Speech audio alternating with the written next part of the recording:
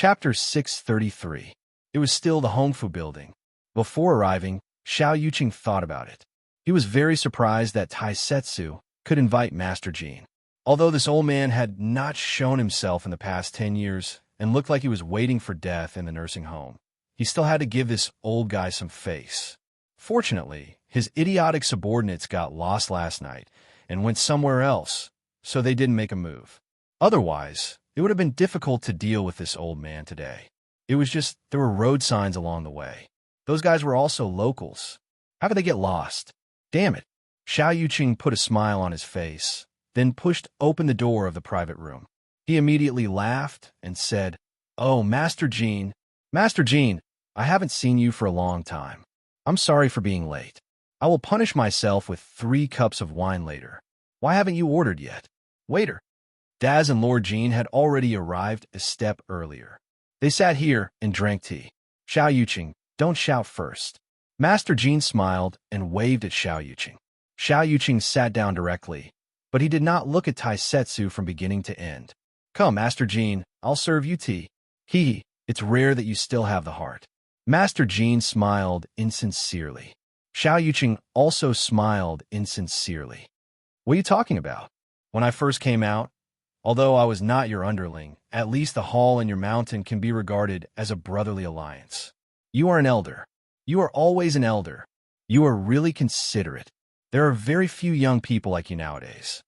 Master Jean nodded. Xiao Yuqing, since you also said that there is some relationship between us, then shouldn't you be more careful when doing things? Master Jean, look at what you were saying. Xiao Yuqing smiled and said, Am I the kind of person who does things without discretion?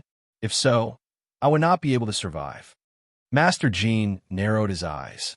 Then you and Taisetsu are not here to have a toast today. Of course. Xiao Yuqing slapped the table and said, Didn't we come here today to chat and drink tea with you? That, Taisetsu, don't you agree?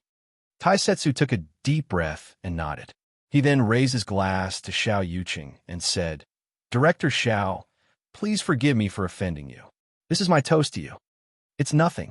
We're all civilized people. Xiao Yuqing didn't put on any airs and drank it directly. Then he suddenly said with a displeased expression, But I say, Taisetsu, you're really not that nice. If you said that you were Master Jin's man, then we wouldn't have to be so stiff yesterday, right? Forget it. I will find someone else to do the original job. If you don't want to do it, then don't do it. There will be plenty of opportunities in the future. I'll leave it for you. We're all family, so we'll earn money together. We'll talk about it later. Taisetsu nodded calmly. At this time, Xiao Yuqing said again, Old Master Jean, you're wrong too. Lord Jean asked curiously, Why? Is there anything wrong with this old man? Xiao Yuqing said, Isn't that so? Why didn't you say that Taisetsu is also your man? If I had known, I wouldn't have let him do those tiring jobs in the past. Aren't you tricking me? If word got out that day that I, Xiao Yuqing, am not good to you, Master Jin's man, how can I face others? Tell me, isn't it your fault? Okay. Lord Jean chuckled. It does sound a little like that. Well, I'll punish myself with 3 glasses later. How can 3 glasses be enough? Xiao Yuqing looked unhappy. He looked at Master Jin's frown and laughed. Of course it's no return until we're drunk, right? This meal took a long time. It was said that no return until we're drunk, but basically people with good alcohol tolerance could only get 30% drunk. After Xiao Yuqing's driver picked him up, Big Head dared to come out and quietly picked up Master Jean and Taisetsu. In the car, Master Jean was counting the Buddhist beads. His face was rosy and he smiled. This Xiao Yuqing is a character. You saw it tonight. This poisonous snake. This matter is probably not so simple. However, he won't dare to really mess around. This person is a bit arrogant. I saw people in the underworld when they came to celebrate my birthday a few years ago, but they weren't so arrogant. And Taisetsu, you should avoid contact with him as much as possible in the future. I can see that too. Taisetsu nodded. Old man, where are we going now? Big Head turned around and asked. Master Jean said indifferently, Go back to my place. Big Head, you stay in my place tonight. There are some things I need you to do for me tonight. Okay. Big Head laughed and said, Old man, do you want me to scrub your back? Why? Do you want to ask for a job for me? Master Jean smiled and said, Is it because you see that this old man's broken face is still a bit useful, so you have other thoughts? Hee, drive. We can talk about it later. Master Jean waved his hand. Taisetsu did not get involved in the conversation between Master Jean and Big Head. He just sat silently by the side, holding a key in his hand. This was given to him by Luochio. He thought of it at this time because Xiao Yuqing's matter was considered to be suspended. Taisetsu suddenly didn't know how to return this key to someone else. This kind of house key. The sound of knocking on the door. At this moment, Luochio was looking at the photo album that he found upstairs at his home. There were more photos of his father and his grandparents when they were young. Now, it seemed that his father's appearance was really not very similar to his grandparents. Since he accidentally heard this fact from Grandma Xiaochun, Luochio had a feeling that his connection with the modern world had been cut off a lot. It was a very subtle feeling. It didn't seem to be a pity. The degree of surprise in his heart was far less than he imagined. It seemed that he could accept this change subconsciously. But at the same time, another connection with the modern world seemed to be established unconsciously, but the sound of knocking on the door interrupted his thoughts. The person who came to see him so late was not someone else, but Luo Zheng, the son of his uncle, Luo Shan.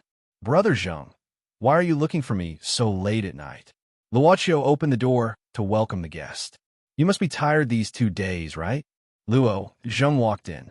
Luochio poured tea for him, shook his head, and said, I didn't do anything. You're the one who is more tired. You haven't rested for a few nights, right? Luo Zheng sighed, and then sat here silently. Well, I'll just sit for a while and be quiet. The atmosphere at home is not very good. It's annoying. It's okay. Luochio sat down again and looked at the photo album in his hand. Luo Zheng looked at Luochio in a daze. No one knew what he was thinking. Luochio looked up and asked, What's the matter? Luo Zheng leaned over at this moment. After swallowing for a while, he asked, AI, Luochio, you're a scholar. Why don't you give me some advice? Luochio closed the photo album and smiled. Tell me about it. Besides, my opinion is not necessarily good. The key is what you think. I'm just asking. Luo Zheng shook his head and then said seriously, Luochio, do you think I should tell Taisetsu about my grandmother's news? Oh, it's my ex-brother-in-law. You met him on the way here. Do you still remember him? Luochio nodded and suddenly asked, Then why are you in a dilemma? It's because my family doesn't like him. Luo Zheng said helplessly. But to be honest, although Taisetsu did a lot of bad things outside, he was actually very good to us. You saw it too, right? On the day he picked you up, he gave me something and never asked for anything. Sometimes he even gave me money to give to my sister as pocket money. So you want to call him? Luo Zheng nodded and said, Yes, after all, even people from the neighboring village will come to offer incense, right? What's more, Taisetsu also had good intentions. If I don't tell him, I feel a little sorry for him, even if I don't let him come to offer condolences. AI, it's uncomfortable, but I'm afraid that my parents and sister will be uncomfortable and unhappy. Luochio said with a smile, You seem to care a lot about this ex-brother-in-law of yours. Luo Zheng heaved a sigh of relief and said, I was only this young when my sister married Taisetsu, right? Back then, I would follow him around every day, feeling like he was a hero. Back then, Taisetsu opened his own garage. Although it wasn't big, it wasn't a problem for him to take care of his family. To tell you the truth, when I was young, I even thought of learning how to repair cars from him when I grew up. Aren't you doing quite well now? Luo Zheng said, I'm just trying to make a living. What's so bad about it? Humans have to plan for themselves. We can't always stay in the same spot. Luochio paused and said softly, But you still can't let go of your brother-in-law, right? Otherwise, you wouldn't have come to me to discuss such matters. Probably because there's no one at home to talk to? Luo Zheng said, Actually, it's not easy to talk about it. And I feel that since you have seen Taisetsu, you were at least a bystander or something, so there's no pressure to chat. Of course, I'm not saying that we aren't close. We just don't keep in touch. Then what do you think of him? What do I think? Luo Zheng was stunned. He thought for a while in a daze before sighing and saying, I feel that it's a pity. To be honest, I still don't understand why Taisetsu has been such a bastard all these years. In my impression, he isn't that kind of person. In fact, my sister persisted for a period of time after her death. She often went to the prison to visit him, but he didn't see anyone and didn't say anything. It was like he had lost his soul. Right, the divorce was also proposed by Taisetsu in prison. Later, I also told him that he came out, went in, came out again, went in again, and went in again. It was like he had given up on himself. Didn't you ask him? Since you can't figure it out? Luochio asked. Luo Zheng sighed and said, yes, why wouldn't I? But when it comes to this topic, he always avoids me. But once, while chatting with him, he seemed to have had too much to drink. He said something like he had to return something to someone and that he had to return it. Then he collapsed. When he woke up, he didn't say a word. I'm guessing that it might have something to do with Taisetsu and his brother kidnapping and killing the child back then. With that said, Luo Zheng looked at Luochio and scratched his head. You don't know, right? I didn't mention it in detail before. Luochio smiled and said, actually, I did look up some old news on my cell phone. To think you could find it. Luo Zheng shook his head before his expression turned complicated. That matter was quite a big deal back then. Later, I heard that the child's mother cried herself blind. Then, the child's father's clothing factory went bankrupt. He abandoned his wife and ran off alone, leaving behind a huge pile of debt. I've heard that the child's mother committed suicide several times, right? I think the boss's name was Chung Gong or something. I forgot. So that's how it is. Not only did she cause the death of a child, but she also broke up the family. You might not know this, but my sister didn't do well at work back then. She was criticized by people all day and would cry when she returned home. It was only later that she met her new brother-in-law that her days slowly improved. My sister finally started a new life. Actually, sometimes I think that perhaps it's a good thing that my sister didn't insist. Otherwise, she wouldn't have such good days. Let me tell you something. My sister has recently become pregnant. It's been 2 months, but she's a little chubby. After all, she's in her mid-30s. It's normal for her figure to be out of shape. You probably can't tell, right? But let me tell you, my sister was very beautiful when she was young. Do you want supper? Luochio stood up and looked at the time before asking Luo Zheng. Luo Zheng rubbed his stomach. Sigh, that's a pretty good idea. Go ahead and do it. I'll get some beer. You can drink it, right? College students aren't afraid. After all, we are brothers. Sure. After returning to Lord Jin's villa-level nursing home, Lord Jin didn't say anything. He let Taisetsu go to the temple hall alone. Then he took Big Head to another room and directed this and that. Big Head was sweating from moving things, but he didn't dare to complain. Instead, he asked curiously, Old man, these tables and yellow cloths, what are they? And what's this? Wooden swords? Copper coins? You even know how to perform rituals? It's not a ritual. It's an exorcism. Do you believe it? Lord Jin said with a smile. Big Head looked at the things inside and said, Exorcism, exorcism.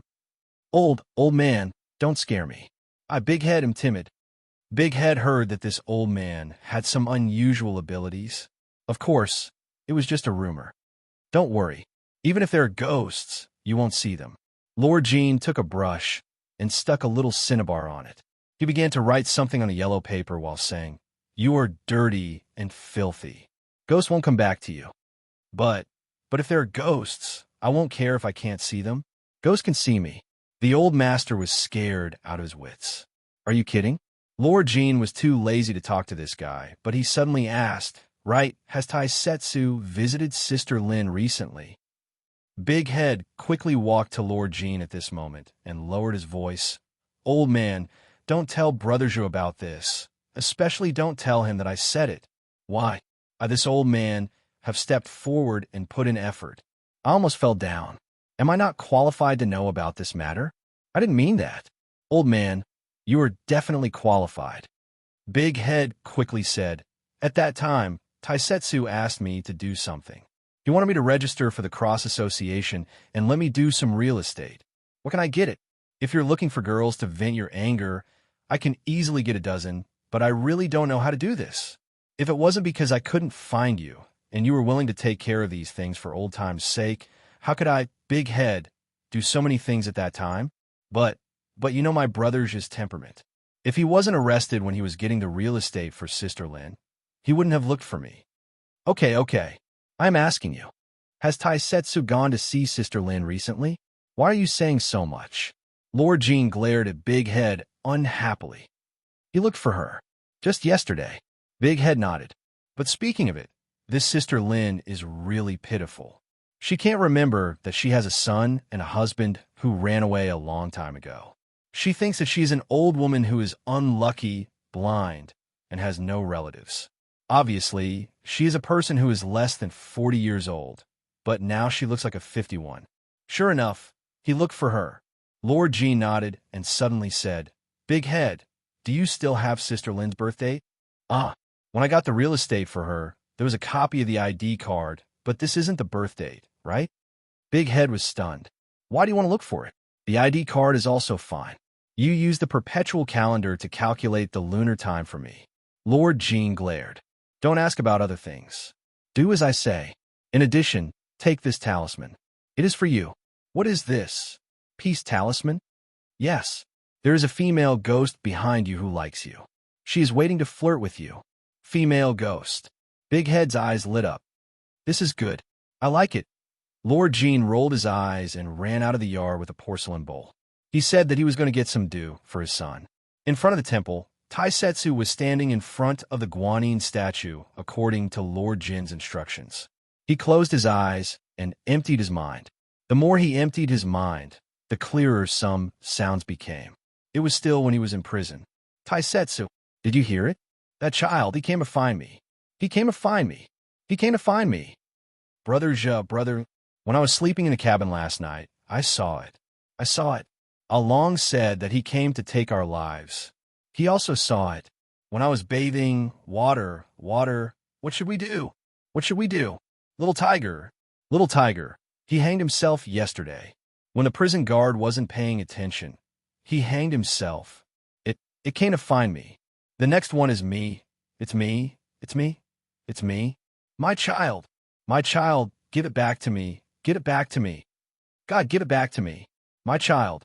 Taiset, do you really want to divorce me? Save me. Don't come over. Little tiger, don't be impulsive. Brother Zhe, I heard that Along also died in prison. It was said that he died of illness. Alas, one less acquaintance. Ganjing, thank you. Aunt Lin made delicious food for you. It would be great if Aunt Lin could really have a son like you. You are so good child. Aunt Lin, actually what's wrong? No, nothing. Wouldn't a policeman's son like you have some opinions about a prisoner like me? But you're out now, aren't you? Taisetsu suddenly opened his eyes and knelt down in front of the Guanyin statue. Chapter 634. Luo Zheng's alcohol tolerance was not as bad as he said. Of course, most of the beer was drunk by him, which may have something to do with it. It was almost 12 o'clock. Luo Zheng was drunk and unconscious. Luochio did not intend to disturb him, just covered him with a quilt and began to tidy up the living room. Brother-in-law, what happened to you? Luochio stopped and looked at Luo Zheng. Luo Zheng was just drunk and said something in his sleep, then moved his body and fell asleep. There was a rumbling sound outside the house, which was the sound of thunder in the distance. Luochio opened the front door and cast his eyes on the dark night sky. There was thunder, maybe it would rain soon, and the wind suddenly became cold. On the other side of the mountain in the distance, a blue-black gas turned into a beam of light and hit the night sky. It was a breath that ordinary people could not peek into. It was an extremely strong resentment, and the source was the reservoir that had been built for decades on the mountain. Boss Luo could even clearly see dozens, hundreds, or even hundreds of pale, stiff, painful, and even distorted faces in this blue-black resentment. They finally gathered and turned into a bigger face. Round eyes, round mouth. Behind its back, it was as if everything had been sucked away, leaving behind only this empty shell of a face. It was galloping, dragging a long blue and black gas at the end. In an instant, it swept over the mountain and descended over Luo Chio's village.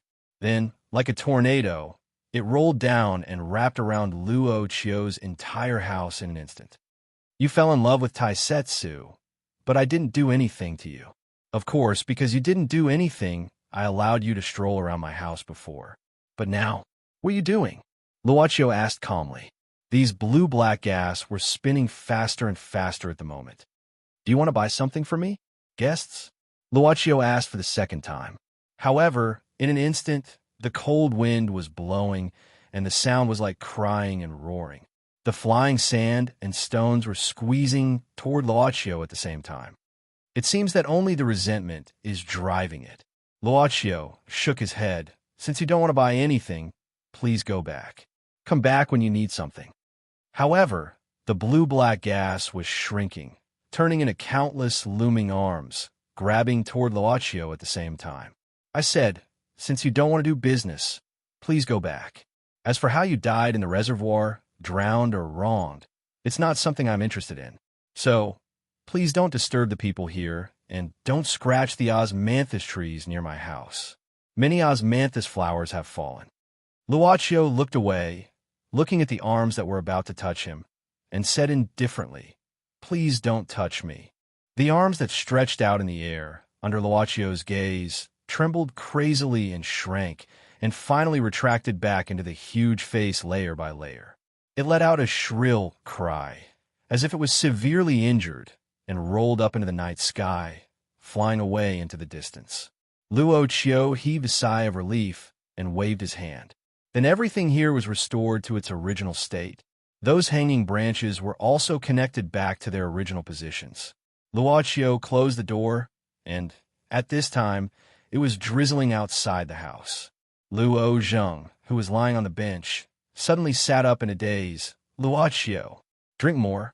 Hee. Then he fell asleep again in a daze. Luochio smiled and waved his hand to let the fallen quilt cover Luo Zheng's body again. Then he sat down and drank a cup of tea under the light of a lamp. Once again, he flipped through the old photo album at home. With the faint sound of thunder, Lord Jean walked into the temple with a dignified expression. Hearing the footsteps, Taisetsu stood up, and his face didn't look good. Lord Jean, I feel uneasy, but I don't know why. Of course. Lord Jean sighed. I also feel uneasy. In this kind of weather, I'm afraid the visitor is not good.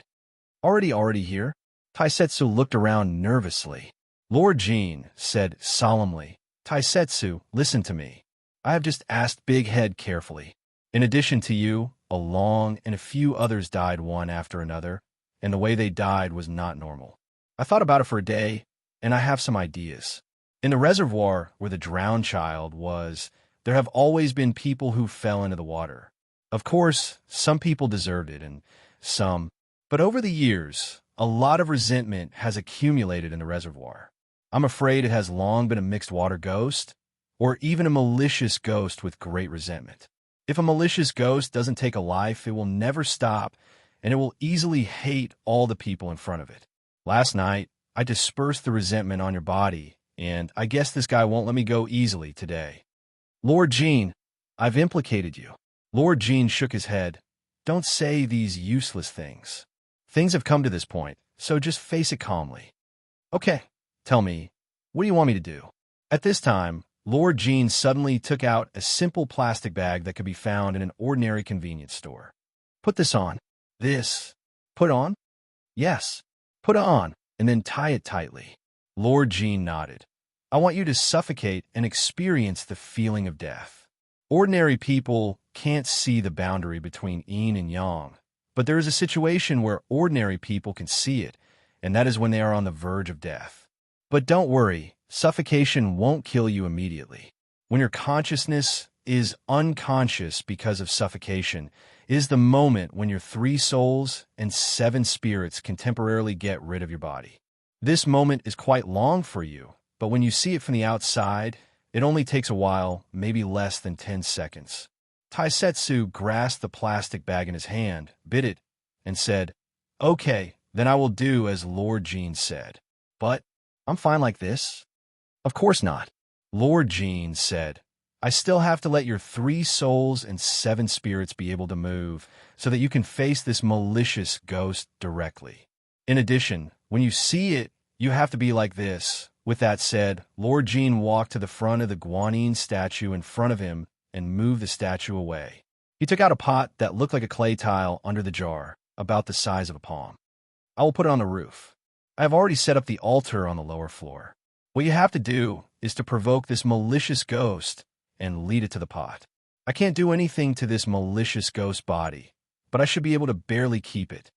After Lord Jean carefully told Taisetsu some details that he needed to pay attention to, he let Taisetsu put the plastic bag over his head first, but he didn't tie it. At this time, Lord Jean took off Taisetsu's coat, stuck his fingers with cinnabar, and quickly wrote a lot of Taoist characters on his back.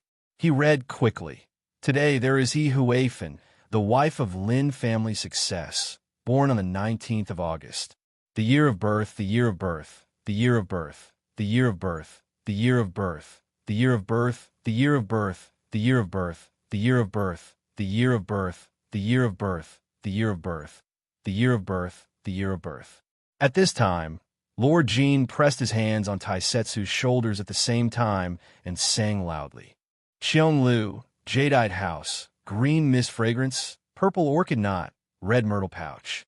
The cloud chariot fairy did not know her, so sending her thanks was ridiculous. If you don't drink cane syrup and weep in the cold, you won't understand the craftiness of a young man. You have the Penglai Palace in heaven, but you have the ghosts of Ma Wei on earth. A chilly wind suddenly blew outside the house. Lord Jean suddenly shouted, "Every injustice has its perpetrator, and every debt has its debtor. Lin Songping, the son of the Lin family success, today is the time for you to claim your life. Why don't you show yourself now?" In an instant, a wave of greenish black, accompanied by bursts of thunder, appeared in front of the villa of the nursing home like rolling sand and dust. "Taisetsu, tie a knot. Remember, you must be fast, don't hesitate. Evil ghosts have no humanity, no heart, only resentment. No need to pity them." Taisetsu silently exhaled and tightened the bag around his neck. As he breathed, the oxygen in this narrow space was quickly consumed. Taisetsu painfully resisted the instinctive urge to tear the plastic bag. He clenched his teeth, and the bag on his head shrank and contracted. Under the great pain and discomfort, Taisetsu realized that a strange feeling was slowly spreading throughout his body. His pupils were wide open, but he couldn't see anything. When he finally felt the existence of the line of sight, he was already standing on the ground again, probably in the state of the soul that Lord Jean had mentioned.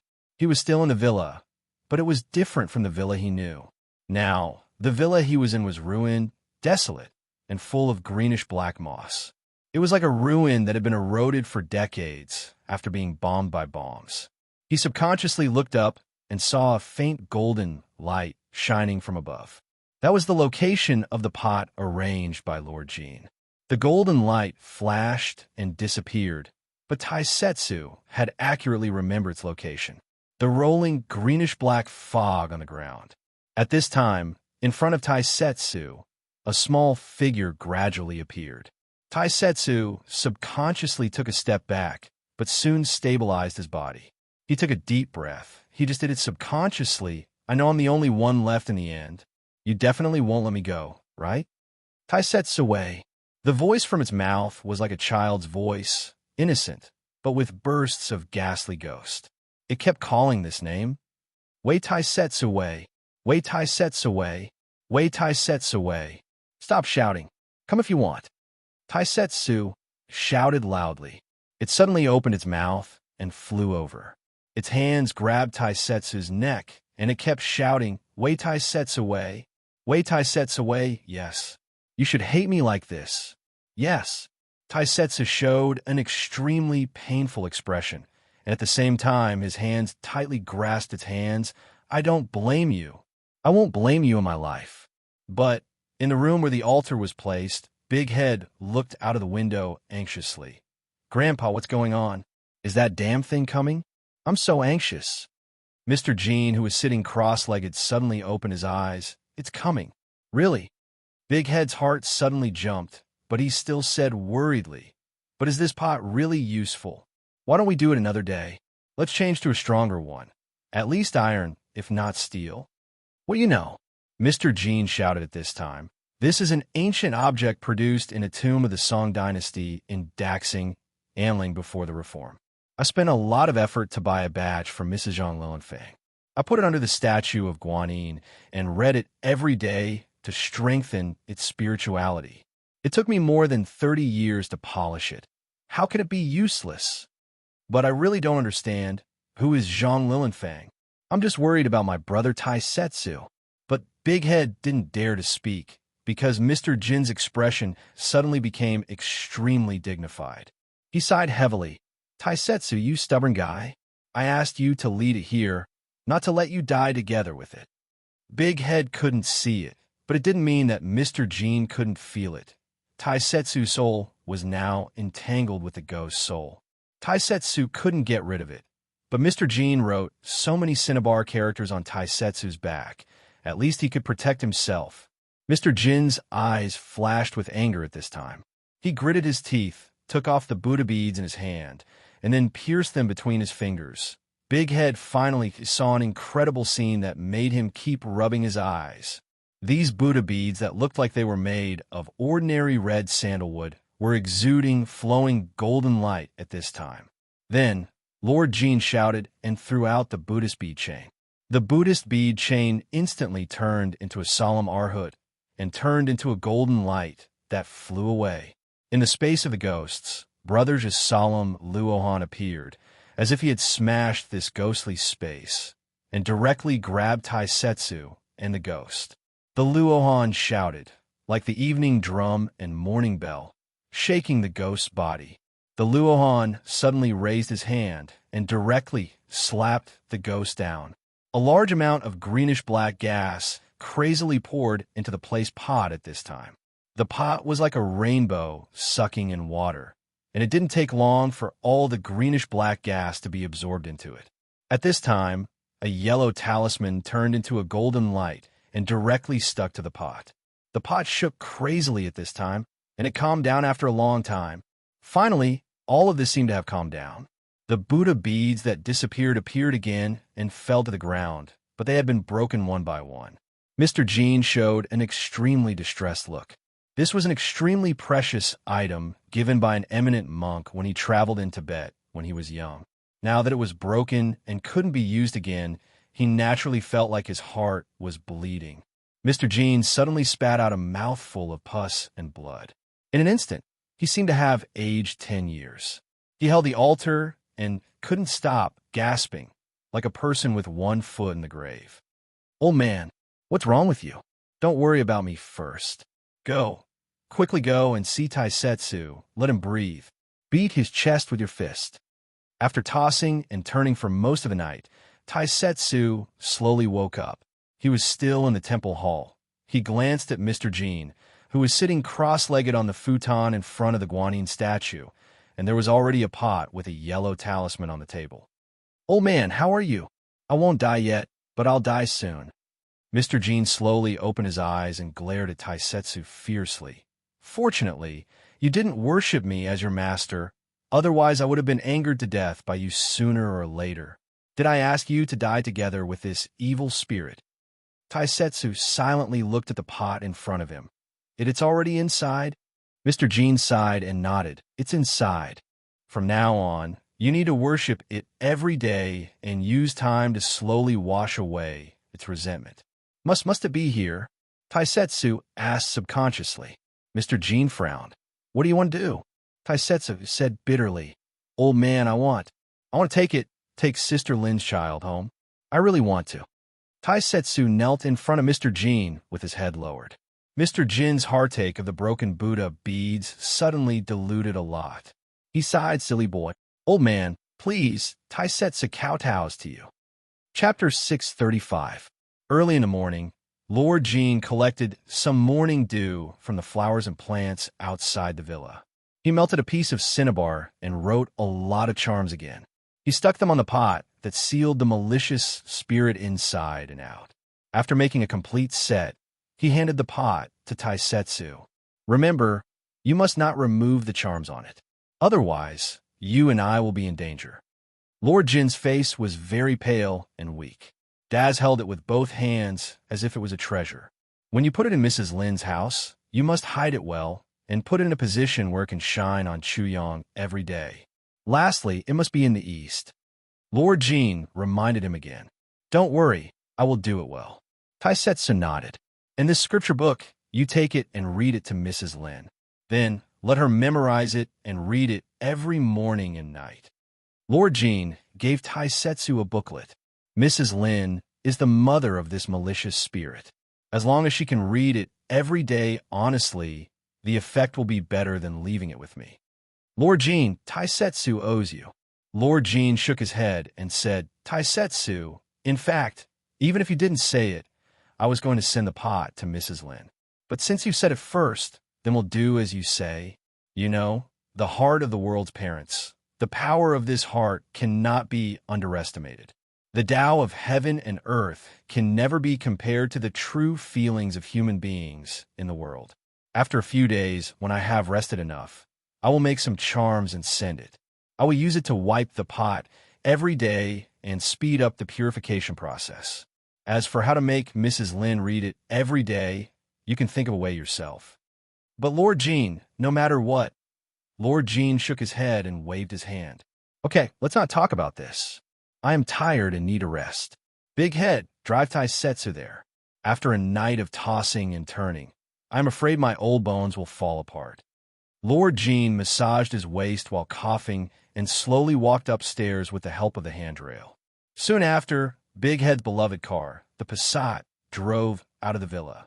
Lord Jin sat alone in the armchair in his room, rocking slowly, as if he was sleeping. He suddenly sighed. Sin, the old man couldn't help but think back to 20 years ago in the past. Back then, in order to fight for territory, they had done many things that went against their conscience, and the fights between the gangs had resulted in even more casualties. And the reservoir that was built was naturally the most convenient and best place to dispose of corpses. But Lord Jin didn't intend to tell these things to anyone. He didn't care if the other old people would say anything. At the very least, he planned to bury them in the ground. Out of habit, he wanted to count his Buddha beads, but only then did he realize that his Buddha beads had already shattered.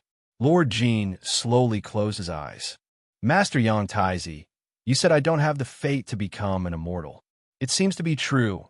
Everything seemed to be nothing more than deceiving oneself and deceiving others.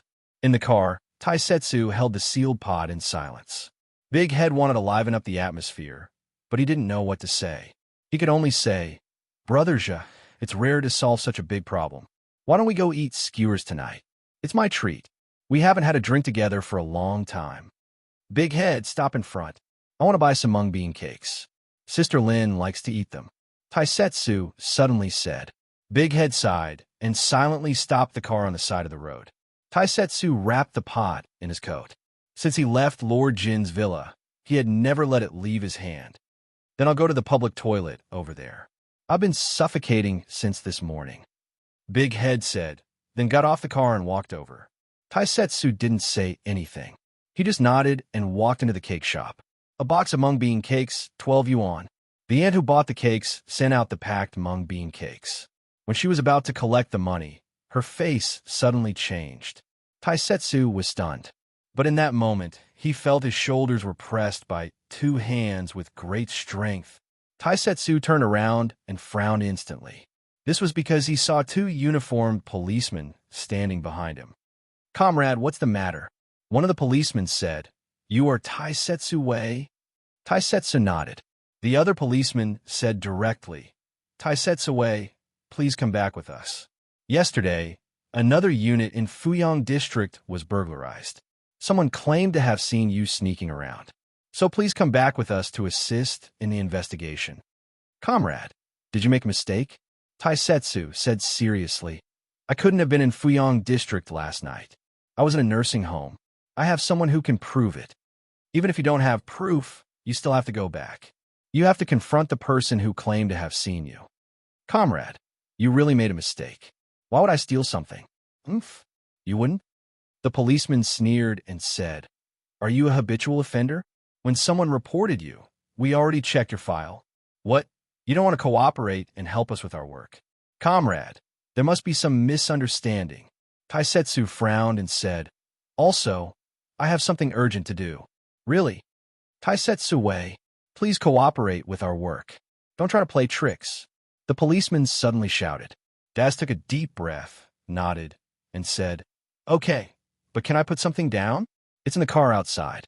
It belongs to my friend. I can go back with you. Leave what? The policeman suddenly shouted. What are you holding in your hand? It's wrapped so tightly. It can't be stolen goods, right? Comrade, it definitely can't be stolen. It really can't be stolen.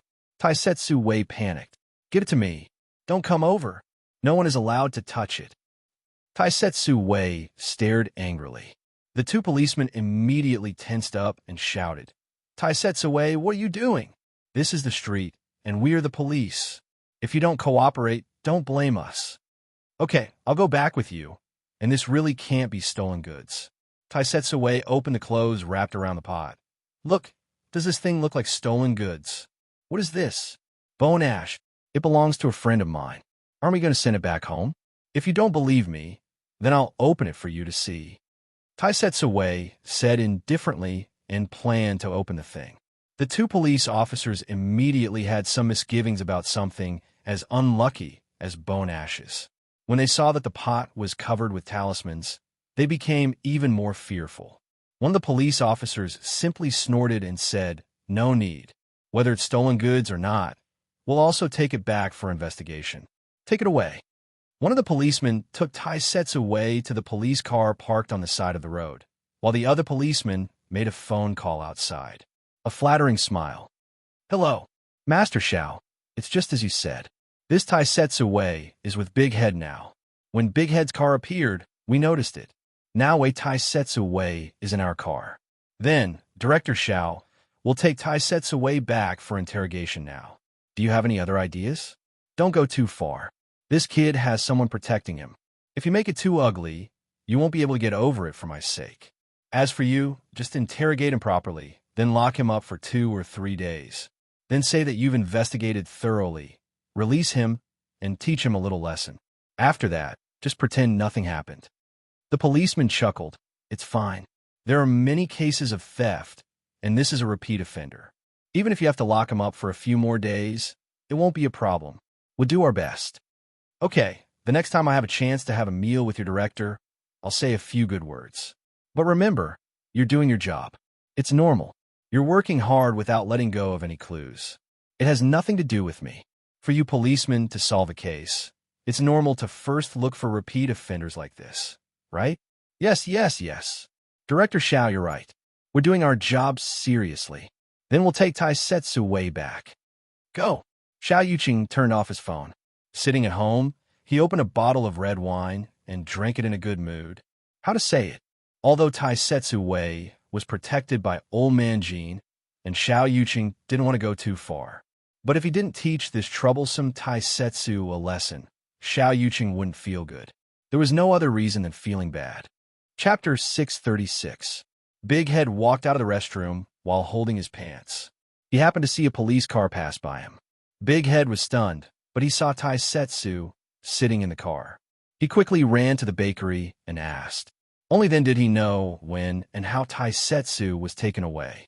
F***CK. This is obviously a false accusation. Big Head frowned. Xiao Yuqing, this old fox, really dared to play dirty. Big Head hurriedly drove the car back to the nursing home. Kacha, the iron gate of the detention room was closed. Taisetsu frowned. Not only was he here, but there were also 2 other men. Taisetsu grabbed the iron bar and asked the police, Comrade, aren't you going to interrogate me first? Why did you lock me up? What are you nagging about? Do you want to plead guilty so soon? We don't have time now. There aren't enough interrogation rooms. When we call you, we will call you. Just stay here. Comrade. Taisetsu couldn't help but shout. That pot is really my friend's ashes. Don't break it. Quiet. Such an unlucky thing. Who would touch it? If you make any more noise, there will be no food for you. Comrade. But the person had already left. Taisetsu hit the iron gate angrily. If it wasn't for the fact that he couldn't cause trouble for others, he might have resisted before he was caught. But he had the pot in his hand. If he messed around and broke it, is it Xiao Yuqing, this old fox? Taisetsu hit the iron gate again. Hey, brother, are you very noisy? Can't you see that I can't sleep because of your noise? A man who was lying down sat up at this time. He cracked his fingers. It seems that I have to teach you a good lesson. Another guy with a thick waist and thick arms sat up at this time, revealing a grin. They approached Taisetsu at the same time. President Xiao said not to go too far. Don't worry, those two guys know their limits. All right then, I'll ask around tomorrow and release him. President Xiao said that there's someone who's protecting her in case things get out of hand. All right, it's just a few beatings, it's nothing. Besides, President Xiao is Chief Cheng's brother-in-law. What's there to be afraid of? All right, do you want to put this thing here? This damn thing. Don't tell me you're planning to bring it home. The policeman picked up the pot on the table and shook it casually. It's so light. It's empty. There's nothing inside. Don't mess with this thing. It's a little annoying to look at. I say, you brat, are you afraid of this thing? His companion laughed heartily before tossing it over to the other party. It's really empty. If you don't believe me, take a look for yourself. I say, you few. The man hurriedly caught the pot and broke out in a cold sweat. However, when he saw the smirk on the other party's face, he immediately became angry and threw the pot back at the other party. Haha, I'm not afraid. He caught it steadily, and then, as if he was performing a circus, he casually threw it a few times. However, for some reason, he seemed to have heard a terrifying, ghost-like roar coming from the pot. His hand trembled, and he couldn't hold the pot firmly, and it fell to the ground. Damn, Mickey, you bastard. I told you not to play with it. His companion looked at the broken pot on the ground and immediately frowned. However, his companion, Mickey, was looking down at the ground motionlessly. He couldn't help but approach him. Are you stupid? Only then did he slowly raise his head. A strange smile appeared on his face, and a greenish-black light flashed in his eyes. The two big men were holding their stomachs and lying on the ground, groaning in pain. As for Taisetsu, he was rubbing his wrist. The two big men used a lot of strength. His left wrist was actually sprained. However, he had always been doing physical work. Although he was already over 30 years old, Taisetsu's physical strength didn't deteriorate much compared to when he was young. It was probably because his fighting experience and reaction weren't as nimble as when he was young. That was why he was slightly injured. I don't want to make trouble. Let's just stay here. Do you hear me? Taisetsu looked at the two and said in a low voice. Yes, yes. The two big men painfully raised their heads and nodded. One had to know that this was a tough nut to crack. Only a ghost would accept this job. In their hearts, they had long been cursing the guy outside with dog blood. Taisetsu sighed and leaned against the iron gate. He didn't know why, but he suddenly felt uneasy. He saw the two big men who originally sat down suddenly raise their heads and looked at him with dull eyes. Taisetsu's uneasiness instantly rose to the peak. The two big men in front of him reached out their hands at the same time and shouted his name in a terrifying voice. Taisetsu Wei, Wei Taisetsu Wei, could it be? Taisetsu had a bad idea in his heart. However, the two big men in front of him crazily threw themselves at him and even strangled his neck. Facing this situation, Taisetsu could only instinctively fight back. He fiercely punched one of the big men's face and directly bent the man's nose bridge. This guy seemed to be unconscious and didn't reduce the strength of his hand at all. Taisetsu had no choice but to continue to beat the man's face crazily. It wasn't until the strength of the man's hand seemed to relax a little that Daz seized the opportunity. He bent his waist and stepped on the two people's stomachs at the same time with both legs. He suddenly stretched hard and used all his strength to finally kick the two people away. After the two big men fell to the ground, they quickly got up again. Taisetsu frowned. His body flashed, and the two people directly hit the iron gate without any sense of reason. Daz clenched his fists, preparing for the next battle, but unexpectedly, the two men suddenly fell to the ground at this time, motionless. At the same time, the lock on the iron gate opened automatically with a click. The iron gate creaked and opened automatically. The iron gate creaked, and it was pushed open automatically. Daz touched his neck in surprise, and his heart trembled. He took a deep breath and walked out vigilantly.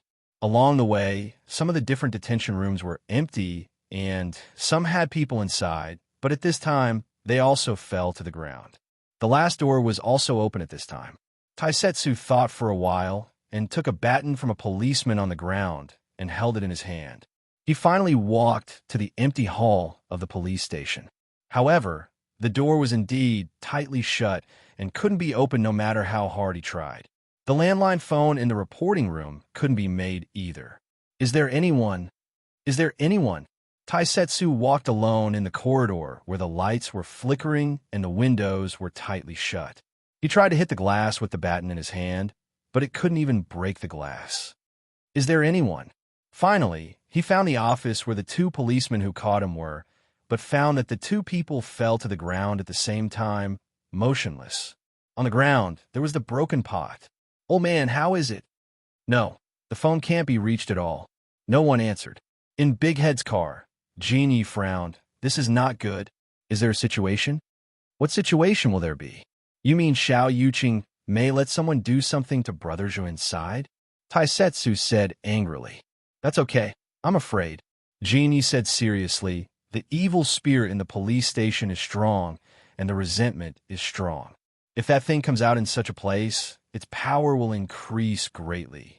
As Genie said, he subconsciously looked in the direction of the so-called police station.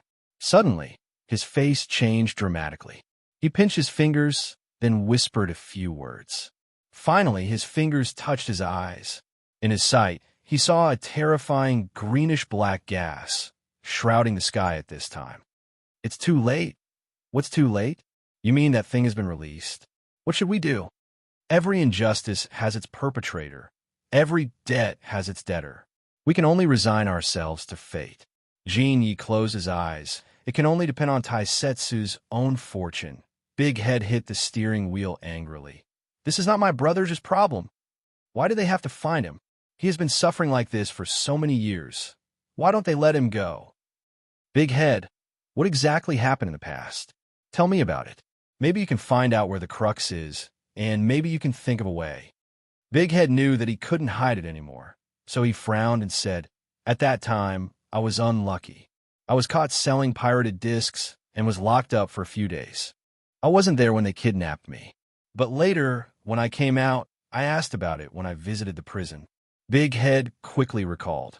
Only Along was willing to tell me. At that time, Brother Zhe had already talked to Sankoin. But later, Xiao Hu was blinded by money, so he took a risk and planned to get the ransom from Lin Qinggong. But I don't know how Sankoin found out about this, but he also wanted the money. However, that Lin Qinggong actually quietly called the police. On the day of the ransom, the police were already in ambush, so it became a three-way chase. Xiao Hu succeeded in getting the ransom. Speaking of which, Xiao Hu was too crazy. He actually asked for 3 million in cash. Well, I know in the process of this matter there was a fight. Xiao Hu alone killed several of Sang Kuen's henchmen. In the end, Xiao Hu took the child and escaped to an abandoned house by the reservoir. The police sealed the mountain and searched step by step, and finally found them. Chapter 637. Captain, it's all locked down. The helicopter is in position. Remember, the most important thing is to ensure the safety of the hostage. In addition, the criminal is extremely dangerous. He stole a gun. Once you find him, kill him immediately after ensuring the safety of the hostage. Comrade, you must save my child. I beg you." The woman knelt on the ground and begged. "Sister-in-law, don't be like this. We will definitely save him." The man helped the woman up and hurriedly comforted her. At this moment, a loud sound suddenly echoed in the mountains. The captain's face changed slightly. The gunshot. Is it from that direction? The gunshot could reverberate, but the screams could not travel so far. Taisetsu painfully covered his left shoulder. There was no doubt that it was hit by a bullet. In the messy mountain forest, Xiao Hu's eyes were red and bloodshot. He was strangling the child in his hand. His hand that had just fired the gun was trembling, but he did not put it down. I said, "Don't force me." "Xiaohu, you're crazy. This is Brother Zhe. You really shot. Put down the gun. Put it down. I have no choice. Don't force me. Go, go."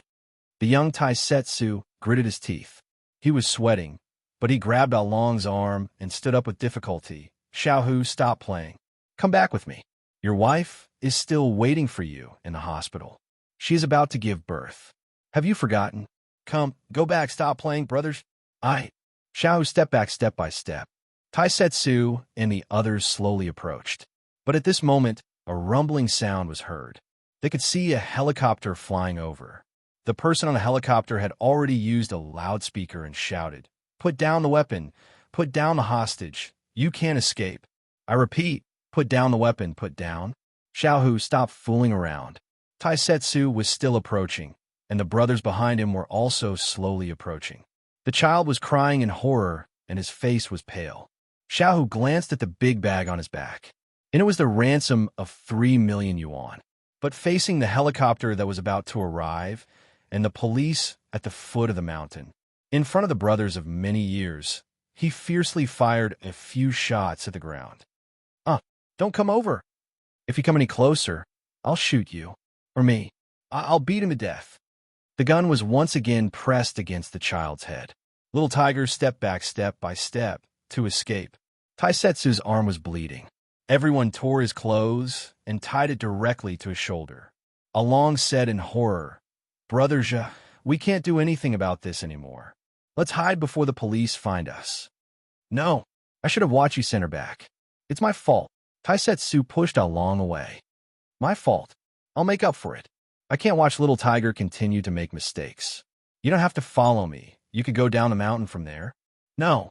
If you don't leave, we won't leave either. What do we say about killing a chicken head and burning yellow paper? We'll share blessings and misfortunes together." Those were the days when he was in high spirits. In the Jianghu, there was no such thing as revenge. Taisetsu sat silently on the chair in the office. No matter how hard he tried, there was no way to leave this place. The 2 policemen lying on the ground showed no signs of waking up. Taisetsu silently looked at a photo on his wallet. Wallet and some of his belongings were found here. The 2 policemen just left his things here and didn't seem to have time to deal with them. His wife, his child, and him. This was a family photo taken during the first month of his child's birth. Taisetsu's eyes were a little hazy as he stroked this memory. A line from a movie in the early years suddenly floated in Taisetsu's mind. "Sooner or later, you'll have to return to where you came from." Every person in the underworld should be able to chew this line in the end. It wasn't just a line, right? "Wanzai, always let me bask in the sun. I play bask in the sun. Sword light, let me break through." Singing the lyrics of Big Head's favorite song, a drop of tears slowly fell from Taisetsu's eyes. The 2 policemen lying on the ground suddenly propped themselves up with their hands. Their limbs were very stiff, and their movements were also stiff. Their bones made cracking sounds, and then they finally stood up unsteadily. Taisetsu silently looked at them, and suddenly he wasn't afraid anymore. He smiled meaninglessly and casually took out a cigarette from the cigarette box on the table and lit it for himself. Outside this room, people slowly walked in. Some were in uniforms, some were in suits, some were in prison clothes, some were uncles, some were young people, and even some were sweeping the floor. There was also a chef with a whistle in his hand. People crowded the left and right ends of the corridor and then approached this small door. Everyone here was chanting the same name. Not orderly, but never interrupted. "Wei Taisetsu! Wei Taisetsu! Wei Taisetsu! Wei Taisetsu!" "No need to call me that again." Taisetsu shook his head. "I won't go anywhere. I'll just stay here. This life is yours." He put out the cigarette, but stood up and then opened his hands and closed his eyes. "Come on. This life is yours. In the future, don't give other people trouble. Wei Taisetsu, give me back my life." A figure with a sharp and hateful voice broke through the crowd. He held a knife in his hand and directly pierced Taisetsu's abdomen. Taisetsu's face shrunk and his eyes widened, but he didn't make a sound. He just endured it. The room seemed to have been infinitely enlarged. The small office in front of him, in a flash, crazily moved around and became vast and boundless. This vast and boundless place instantly lost everything it was supposed to have, turning into a dull gray.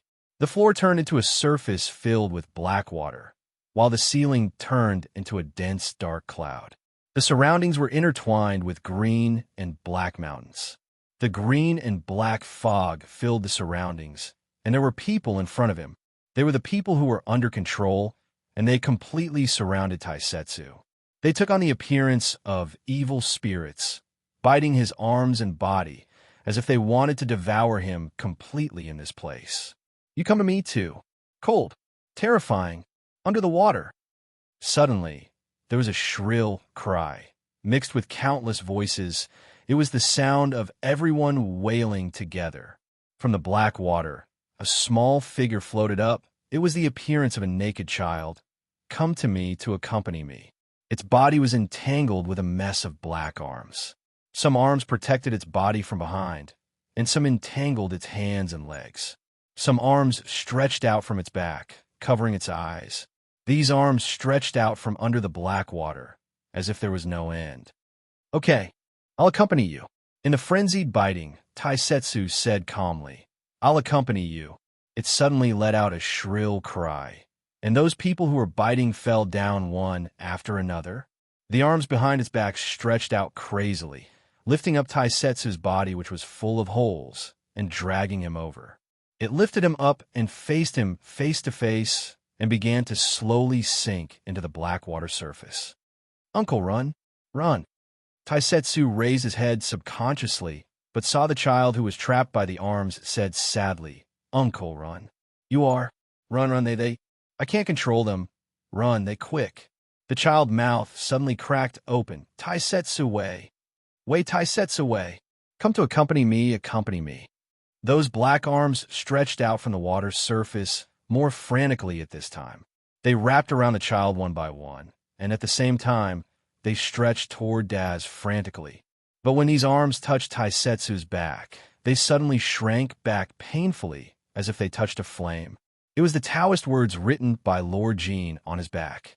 Taisetsu didn't remember to wash them off. They still had some residual effect. Taisetsu way. But this aroused their ferocious nature. Taisetsu suddenly quivered, tearing off his clothes. The words on his back emitted a weak golden light, driving away the shadows of the twisted black arms that grabbed him. Let him go. Taisetsu shouted angrily, stretching out his hand to pry open the arms that covered his eyes, but he pulled away the arms that wrapped around him and pulled him out from them. Let him go. Let him go. Let him go. Uncle, it's okay this time. I'll definitely save you. I definitely will. The black water started to boil crazily at this time, and a terrifying and invisible face opened its huge mouth under the boiling water. He's mine. He's mine. Come to accompany me, accompany me. Taisetsu held the child in front of him tightly, but his body kept sinking under the water. The Taoist words on his back suddenly burst out a brilliant golden light, rushing toward the sky. A gap was opened in this terrifying space. Taisetsu way. Can you hear me? Taisetsu way. It was Lord Jin's voice. Taisetsu suddenly looked toward the gap. Taisetsu way. The situation is critical. Listen to me, I'm outside. I can only open this gap. Come out quickly. Quick. I can't hold on for long. Quick. Quick. Quick. You old bastard again. Under the water, the horrifying face roared crazily. The gap that was open closed quickly at this time, and a light beam that shot out from the gap contracted quickly. At the same time, more arms were not even afraid of being burned and disappeared. They flew forward and wrapped around Daz and the child one after another. Uncle. Taisetsu suddenly lowered his head and looked at the child, smiling. Don't be afraid this time. I'll let him go. Uncle. Taisetsu roared, twisting his body and using the golden light behind him to resist the black arms. He gritted his teeth and pushed the child toward the light beam. I'll replace you. Uncle. The huge mouth under the water suddenly rushed out and swallowed Daz. Looking at the child, Seeing that the little guy had entered the range of the light beam and slowly rose into the air, Daz slowly closed his eyes. If only I could replace you that day, how good would that be? He was swallowed by the complete darkness. Xiaohu, Xiaohu. Taisetsu's, Along's, and a few brothers' voices kept appearing in Xiaohu's ears at this place with no way out, at the cliff. Don't come over, don't. I beg you, don't come over. Xiaohu still pointed the gun at the child's head. Save me. Wah. Xiaohu, be obedient. Put down the gun. Taisetsu took 2 steps forward, gritting his teeth and enduring the pain. Be obedient, okay? Don't make any more mistakes. It's dangerous later. Brother, Xiaohu cried, I can't. I killed so many people. I don't want to go back. I don't want to go back. Xiaohu, turn back. I can't. I can't. Xiaohu wailed emotionally. I can't go back. I'm a useless person. I can't earn money. I can't find a good job. My wife is about to give birth. I'm still gambling. I'm useless. I'm really useless, so don't worry about me. Don't worry about me. Brother Zhe, I beg you, don't worry about me anymore. Don't cry. Cry again. Cry again, I'll kill you. Xiaohu, don't be impulsive. I can't go back. I can't go back. Xiaohu shook his head. I'm dead. Xiaohu, you said it yourself. Your child is about to be born. Do you have the heart to do that? Don't you want to see your son born? Child, my child. Xiaohu was startled. My child. He slowly put down the gun in his hand. Taisetsu's eyes lit up at this time, slowly approaching. Oh right, Xiaohu, your wife told us that she wants you to go back. She wants to see you. She also asked me to ask you if you've already changed the child name. Really? What did I lie to you? Taisetsu continued to approach. If you don't believe me, you can go back with me. Won't you find out? All right, the doctor also said that she had a difficult birth. Aren't you going to see her? I. Xiaohu subconsciously loosened his arms a little. Rumble, you can't run anymore. Put down your weapons, let go of the hostage, and surrender. The helicopter flew over the forest and appeared above everyone's head, roaring. You lied to me. You lied to me. I don't want to go back. Xiaohu agitatedly tightened his arms again and subconsciously stepped back. There was no way to retreat. Taisetsu jumped out, and his brothers behind him also jumped out. The latter just grabbed Taisetsu's legs. But Taisetsu's whole body was stuck to the cliff at this time. He could only barely grab the bag of Xiaohu's backpack with one hand. Xiaohu could only grab the strap on his back and hold the child's clothes with the other hand. The injured arm was bleeding profusely, dripping onto Xiaohu's face. Xiaohu was terrified at this time, trying to grab and pull himself up. Save me, brothers, I don't want to die, I don't want to die. Uncle, wah. His left hand felt like it was being torn apart. The belt slipped off his fingers bit by bit. The frightened child kept shaking his body on the other side. His brothers behind him were shouting frantically. I want to see my child, I want to see. I'm sorry, I'm really wrong. Brother to mom. Woo-woo, I want to go home. Mom, I want to go home. Taisetsu closed his eyes. Mom, falling into the depths of the abyss. Sinking into the seemingly endless darkness, Taisetsu didn't know how deep these arms were going to drag him down. He only knew that at this time, the arms were inserted into his body from all parts of his body. They should be planning to tear him apart in this place. Taisetsu Wei, Taisetsu Wei, do you think this can make up for your sins? You will suffer endless pain here. You will always be with us. Always. Okay. Do you think you can save him? That old thing is full of injuries. He won't be able to hold on. Ha! Taisetsu suddenly opened his eyes. He saw that above him, Mrs. Lin's child, Lord Jean, and Big Head were also dragged into this place. All of them had lost consciousness. How can this be? The pain was magnified crazily. It was something deeper than the darkness. No matter what, at least I can save them. I already can't do anything. I can only watch. Again. This time, I don't even have a choice. Taisetsu subconsciously reached out his hand, but he couldn't grab the person above him. A key appeared here at this time. This key was Chapter 638. Taisetsu had heard this voice before. It was the voice of the young man who was willing to give him hot tea, give him a place to stay, and was willing to believe in him. Taisetsu did not even think about it as he grabbed the key.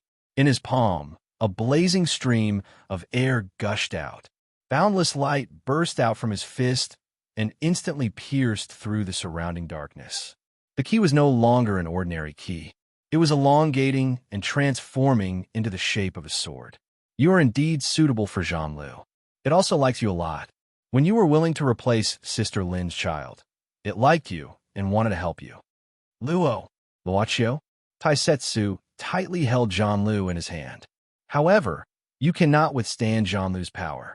If you use it, you will die, truly die.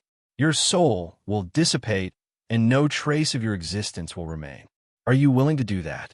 It doesn't matter, Taisetsu calmly said. He suddenly took a deep breath and raised the ancient sword that gave him endless power. He charged forward and swung the sword. The souls that were dragging Sister Lin's son, Big Head, and Lord Jin's arms were instantly cut off. I wish that I could replace you that day. If I could be given another chance, a chance to start all over again. If not, then this time, no matter what, at least let me save you. Countless mournful cries could be heard. The pitch-black surface of the water surged crazily. However, a dazzling radiance burst out from the surface of the water and rushed into the sky with shocking might. Along with the shattering of the darkness came the mournful cries of the souls. It was as if nothing had happened. However, a large number of people fell to the ground. Regardless of whether they were policemen or those who were being controlled, they all fell to the ground. The corridor was densely packed with people. Taisetsu even saw Lord Jin and Big Head who had fallen to the ground. They seemed to have only fainted. Everyone here had only fainted and were lying on the ground. However, the clear sable sword in his hand seemed exceptionally simple and calm. A sense of intimacy even entered his thoughts. Taisetsu stared blankly at the glowing ball of light floating in front of his eyes. This was Mrs. Lin's child.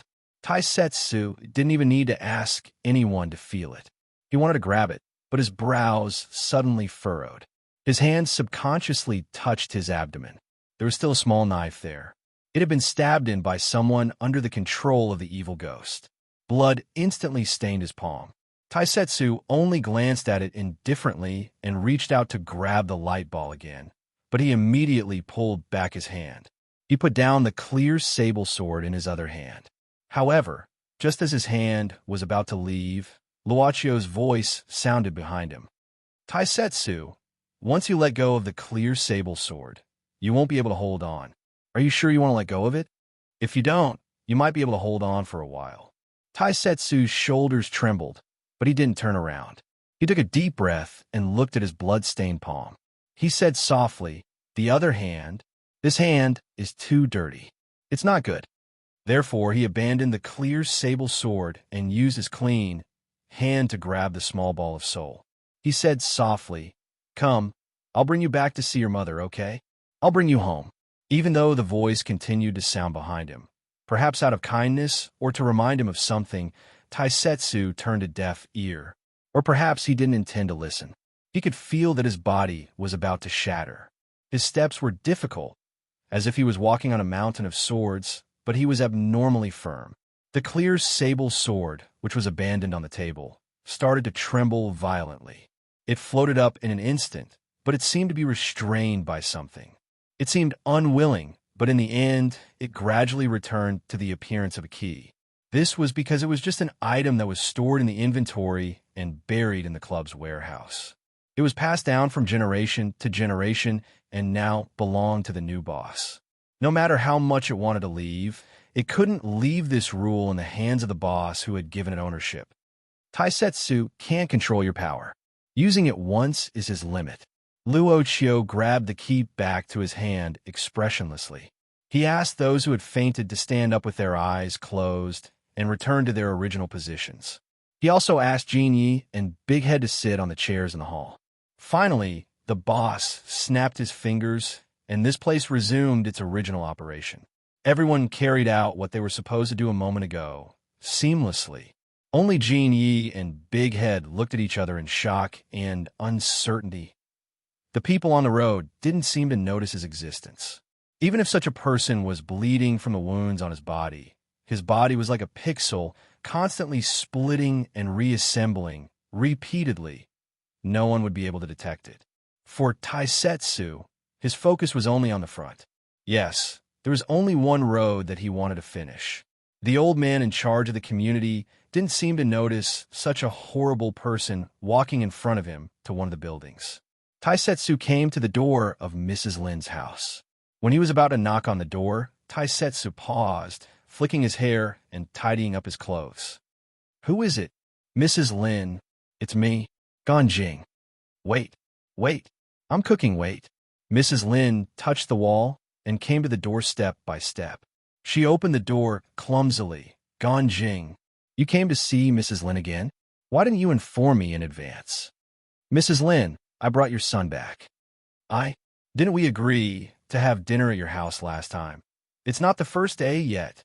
Mrs. Lin gave a start and then smiled. "It's Saturday, but it's good that you're here. Mrs. Lin will go downstairs to buy some fried chicken for you." No need. Scrambled eggs are good enough. I brought them back." "What's wrong with you? You look tired." Mrs. Lin reached out to grab Taisetsu's arm. "Ganjing, are you not feeling well? Why are your hands so cold?" "Maybe I caught a cold." Come in. Don't just stand there. Come in and sit down. Be careful, walk slowly." Mrs. Lin helped Taisetsu and sat down smoothly. "It's just a small cold. Why do you make me feel like a patient?" Taisetsu used the last of his strength to make himself look energetic. "A small cold is also an illness." "Silly boy." Mrs. Lin smiled. "Sit down first. I'll finish cooking." Mrs. Lin walked into the kitchen. Taisetsu covered his abdomen and opened his coat. A ball of light slowly floated out and then slowly floated into the kitchen. It floated beside Mrs. Lin like a happy fairy. Taisetsu's face had an ugly smile. "Mrs. Lin, I'm done cooking. You can eat now." Mrs. Lin held the dishes and walked out using the wall. If it was in the past, Ganjing would immediately come up to support her, but this time he didn't. Mrs. Lin couldn't help but feel a little strange, so she continued to shout, "Ganjing? Ganjing? Ganjing? I just fell asleep for a while." Taisetsu propped himself up and slowly sat down at the dining table. Only then did Aunt Lin smile and sit down as well. "Why don't you have a good rest at Aunt Lin's place after dinner?" "No need. I'll leave later." Taisetsu smiled and said, "I came this time to say goodbye to you. I'm going to work somewhere else soon." "So soon?" Mrs. Lin put down the chopsticks in her hand. "Didn't you just come back for a few days? Why are you leaving again?" "Well, you're busy with work. I won't nag you. How long will you be gone this time?" "It's irregular. Maybe it'll be longer this time." "Actually, I really want to tell you." Mrs. Lin nodded. "It's okay. It doesn't matter how long. You're doing a good job. I support you. 10,000 support. Come, don't just stand there. Help yourself to the food. I might be leaving later. I just wanted to see you before I leave." "Actually, I'm that, Really, you're in such a hurry. You should have just called me and told me." Mrs. Lin shook her head and then used a spoon to scoop some scrambled eggs. "Eat more. You'll have strength later after you're full." Taisetsu held the bowl in tears and choked. "Mrs. Lin, actually, what's wrong? Are you not feeling well?" Mrs. Lin tilted her head and moved closer. "What do you want to say to me?" The soul light ball slowly floated to Taisetsu's side and stopped in his hand. Gradually, the light ball turned into a shadow, and a pair of small hands held Taisetsu's hand. She shook her head gently at him. Taisetsu moved his lips and looked into his eyes. He seemed to understand what he meant. Taisetsu took a deep breath and finally said, "I want to say if I could eat your dishes every day, every meal, that would be great." "Oh, you scared me. I thought you were going to say something." Mrs. Lin breathed a sigh of relief. "So you're trying to make me happy again? If you really want to eat, tell me in advance the next time you come back. I'll prepare more delicious food for you. Don't eat scrambled eggs every time." "I'm sorry." Taisetsu knelt on the ground and leaned on Mrs. Lin's knee. He cried painfully, "I'm sorry. Mrs. Lin, I'm sorry. I'm really, really sorry." "Ganjing, what's wrong with you? What's wrong?" Mrs. Lin touched Taisetsu's shoulder in a panic. Calm down. Why are you crying? Child, have you been wronged outside? Don't cry, don't cry. I'm sad to hear you cry. I let go at that time. I could have brought your child back. But I let go. I chose to save my brother. I'm sorry, I'm sorry, I'm sorry. Ganjing, don't cry. Seeing you like this, Mrs. Lin also wants to cry. Child, have you been wronged? If I tell you, what will you do? I don't dare to think about it. I don't dare to think about it. It's not easy for you to get over this hurdle. I don't want you to accept such a cruel thing again. I want to confess everything to you. Mrs. Lin, I'm fine. Taisetsu shook his head. I just encountered a little setback, and then I had to leave again. I can't visit you often and take care of you. You scare me to death. Mrs. Lin patted her chest and sighed. I thought you did something bad. Silly boy, who doesn't suffer a little? Look at me. Didn't I come here too? The days are long. You're a man. Why are you crying? Be brave and wipe your tears. Isn't there a saying that tomorrow will be better? As Mrs. Lin spoke, she tried to lift Taisetsu's body with both hands. Taisetsu cooperated and sat down. Mrs. Lin knows you'll get over it, no matter what the difficulties are. Mrs. Lin said with a smile, I have no relatives. I can't remember my husband and child. I've been alone for a long time. But Mrs. Lin was able to meet you. That's the greatest reward God has given me. So, Mrs. Lin has long regarded you as her son. If you're unhappy or uncomfortable, just tell Mrs. Lin. Don't be afraid. Taisetsu bit his lips. If you want to cry, come to Mrs. Lin and cry. Don't do it outside. How embarrassing would that be? Mrs. Lin grabbed Taisetsu's hand. If you're tired, come here. Treat this as your home. Okay, let's eat. Let's eat. Okay, Taisetsu said softly. Let me pick up some food for you. Okay, good boy. When Taisetsu picked up a dish, the hand holding the chopsticks collapsed in an instant. It turned into countless particles and dissipated in the air. Taisetsu gritted his teeth and reached out with his other hand to catch the chopsticks. Only then did he not startle. But this time, his legs were also rapidly disappearing. His body was also collapsing in an even more orderly manner. Mrs. Lin ate her meal. She didn't know that the figure formed by the ball of soul light was hugging her tightly from behind and slowly falling asleep and also slowly dissipating. I don't know why, but Mrs. Lin suddenly feels like the whole family is here. Mrs. Lin subconsciously touched her face. Why am I crying? Ganjing? Ganjing? Mrs. Lin, I have to go. Little by little, Taisetsu's body had completely dissipated. So soon? Mrs. Lin hurriedly stood up. Let me send you off. No need. I'm leaving. Just let Ganjing remain in your heart forever, okay? Mother. Lin, dissipating with the wind, not leaving a single trace. Ganjing? Ganjing? Mrs. Lin called out a few times, but in the end, she did not get a response. Already gone? Why didn't you say hello? She shook her head and sat down silently. She ate alone, and the house was quiet. How about? Mrs. Lin suddenly put down her chopsticks, knit another scarf for Ganjing. She seemed to have something to do again. She did not feel dull and lonely as if she had been injected with new vitality. At the funeral, some of the Luo family's relatives who could be called out, or those who could not be called out, were silent, and some were in pain. This was the 7th day after Grandma Xiaochun passed away. The younger ones, such as Luo Shan, Luo Zheng, and others, had calmed down a lot. They also had to calm down because they were busy receiving those who came to offer condolences. They were busy from the day to the evening, and they still had to prepare meals for everyone. In the evening, Luo Shan came to Luochio's house and knocked on the door. The door was opened soon. Luo Shan glanced at it and saw a luggage bag in the living room. Are you leaving? Luo Shan looked at Luochio, blinked her beautiful eyes, and asked. Luochio nodded. The high-speed train will be later. I have booked the ticket. That's right. You have been here for so many days. Luo Shan nodded. How about I send you there? No need. Luochio smiled and said, You have been busy all day. Have a good rest. I call a Didi car. It will be here soon. With that said, a black car had already stopped on the village road. The lights of the car even shone here. I see. Luo Shan also nodded. In the end, she watched Luochio take the luggage bag, close the door, and walk out. Before getting into the car, Luochio suddenly handed out the key. By the way, if you are free, can you help me take care of it? Luo Shan stroked her hair and took it with a chuckle. Sure, but I have to hire someone. That's fine too. Luochio nodded. Well, I will give you a fixed service fee every month. Luo Shan was stunned and subconsciously reached out to gently knock Luochio's head.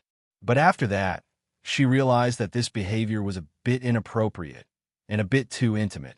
So she quickly said, if you want to give me money, I won't take care of it for you. Sorry. Luochio smiled.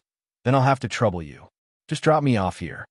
Seeing Luochio open the door, Luo Shan suddenly said at this time, Luochio, is there anything else?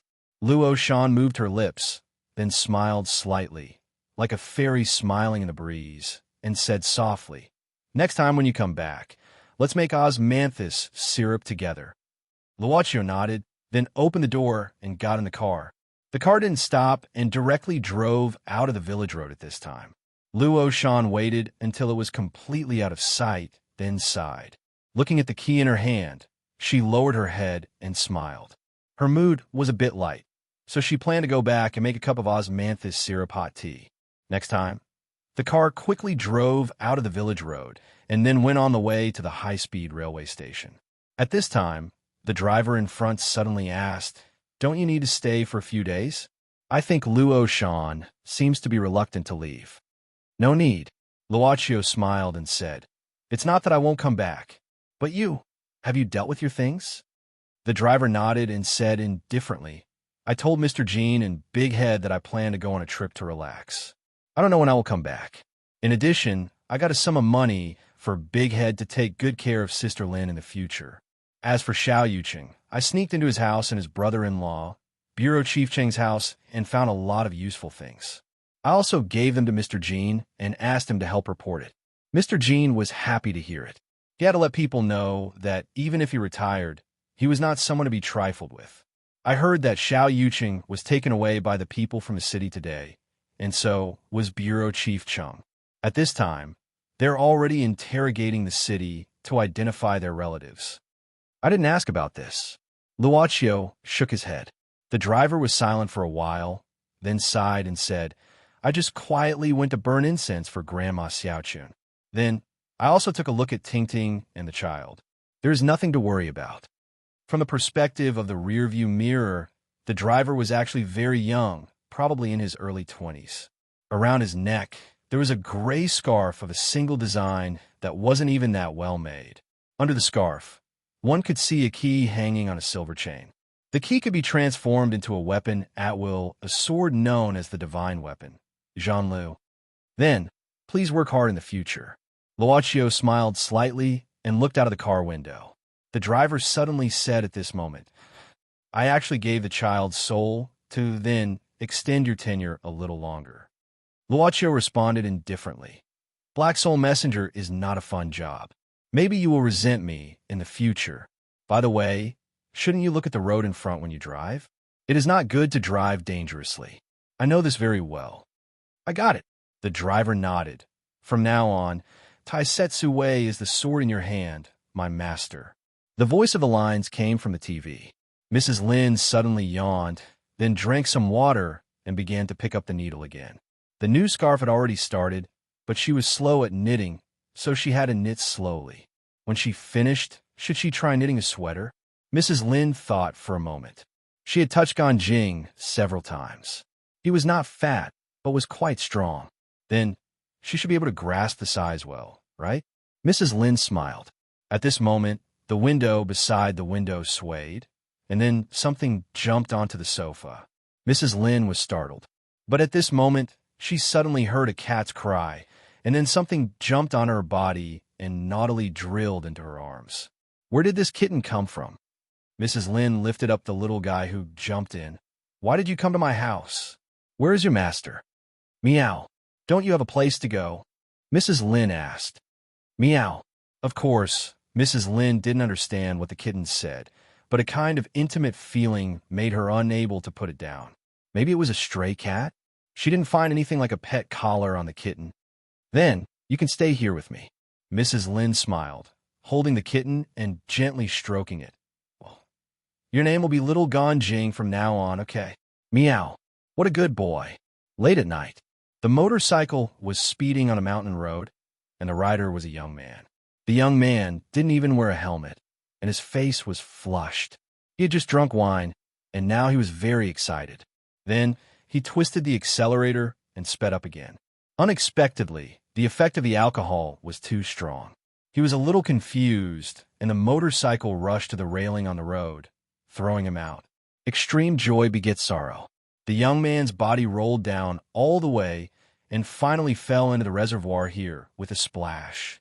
The cold water of the reservoir immediately woke him up. The young man struggled to swim to the edge. He was actually a good swimmer and often came to this place to swim secretly before. But at this moment, something grabbed his feet and pulled him into the water fiercely. Like arms, many, many arms.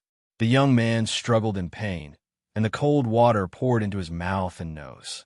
Finally, his whole body was dragged into the water and was completely swallowed by the cold and darkness.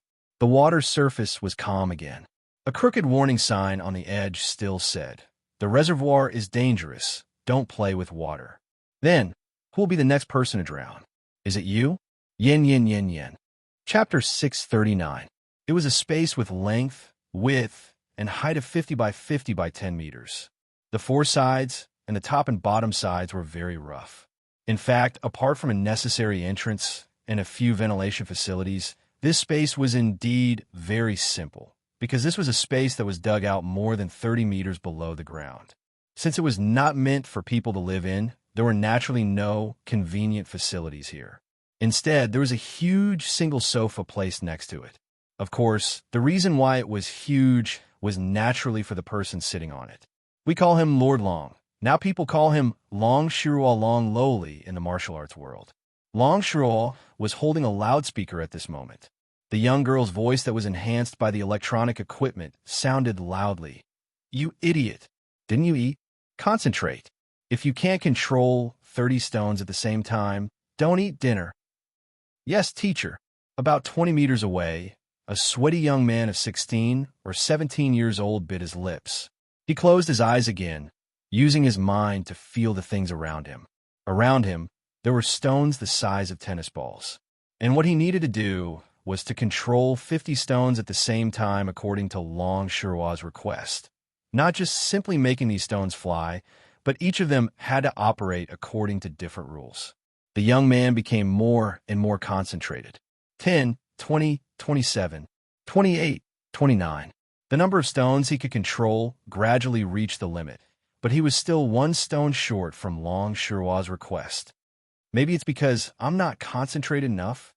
Young man, Mo Xiaofei thought. As for why he was in this place, and even called teacher Long Shirua, it all started after the concert in the gymnasium. That was when Mo Xiaofei came into contact with a completely different world. Of course, from the moment he obtained a superpower, he knew that he had entered a completely different world. However, the concept of a monster entered his cognition for the first time since that day. Because he exhausted his strength to save a monster called Juefeng, Mo Xiaofei was on the verge of death. Unexpectedly, when he woke up again, he came to the pet hospital directly above the underground training ground. After a conversation, Mo Xiaofei and Long Shirua exchanged some information with each other. When Mo Xiaofei inferred from the conversation between Long Shirua and Chichikamaya, this old senior had gone on a long journey. Mo Xiaofei heard that he had something important to do, but Mo Xiaofei didn't know what it was, that he was able to survive and seemed to have overcome the limitation of using superpower, which would cause his body to collapse. A feeling of gratitude spontaneously arose in his heart. Your power is too dangerous. If you don't try to control it, it will go out of control one day. From today onwards, you will stay with me for the time being. I will guide you to train and develop your abilities.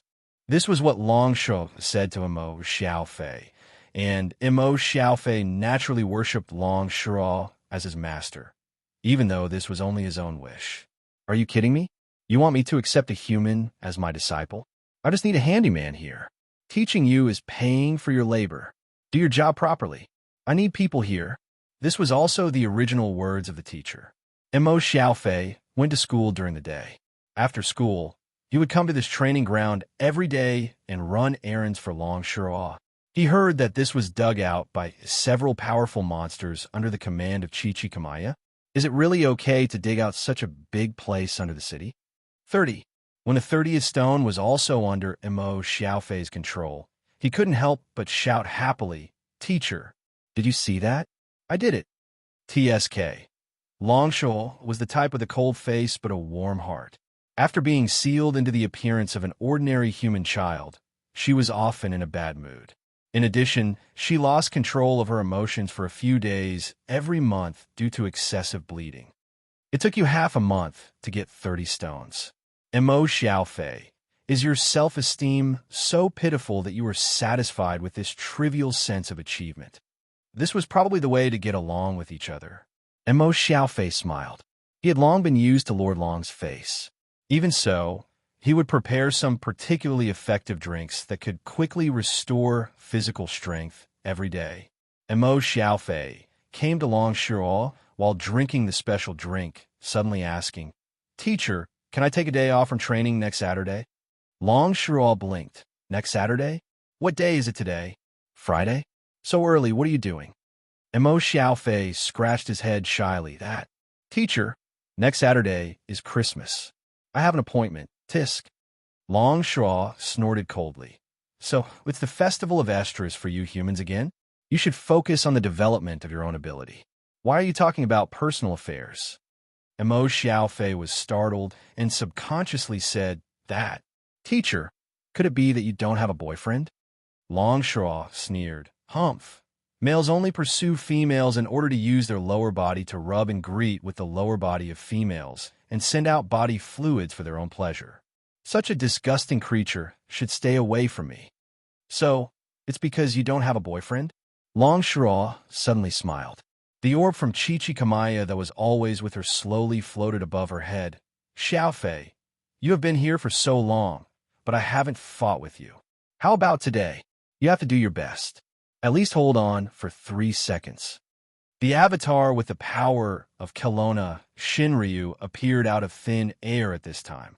The entire underground space was shaking because of the huge power of Shinryu.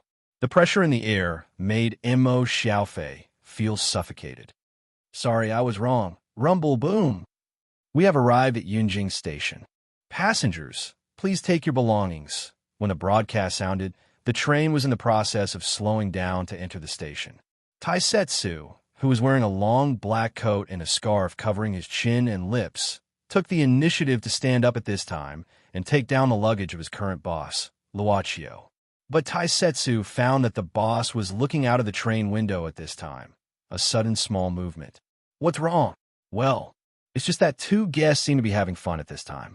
Luochio smiled and stood up. You should have a chance to meet them in the future. Get off the train. Yi is already waiting for us. Taisetsu nodded. On the way back, Luochio had already told him about the general situation of the club. Although he didn't say much, Taisetsu had a lot of understanding about the servant girl mentioned by the boss. He heard that as the new boss, Luochio had tried to transform a black soul envoy before him, and he was the second one. Very wonderful and incredible things happened to him in this short period of time, and at the same time, it completely changed the trajectory of his fate. He thought that he would disappear like this, but when he woke up, he was given the identity of a black soul envoy and survived again. He once asked Luochio why he was willing to transform him into a black soul envoy, but the boss's answer made Taisetsu a little confused. Because I want to find a reliable one. Yes, it was such a confusing sentence. But this bit of uneasiness was quickly dispelled by the heat from the Jean Lu sword on his body. Taisetsu took a deep breath and followed Luochio. He left the carriage and walked directly to the platform. It was on this platform where people came and went that a very beautiful woman instantly attracted Taisetsu's attention. Whether it was her appearance or the strange aura she exuded, it made Taisetsu, the new Black Soul envoy, feel a kind of shocking feeling. She put her hands on her skirt, facing Luaccio, and smiled slightly, like a blooming prosperity. The clamor on the platform seemed to become quiet because of this smile. This was the first time that the servant girl showed a smile after Boss Luo left. Chapter 640. Since obtaining the ancient book from that bookstore, Professor Trevor's translation of the Book of the Dead had made a breakthrough. According to Professor Trevor's translation, Wang Yuechuan temporarily knew that this book that allowed people to use magic was roughly divided into 3 different chapters: control, curse, and production. The other was the concept of holy prose mentioned in the book.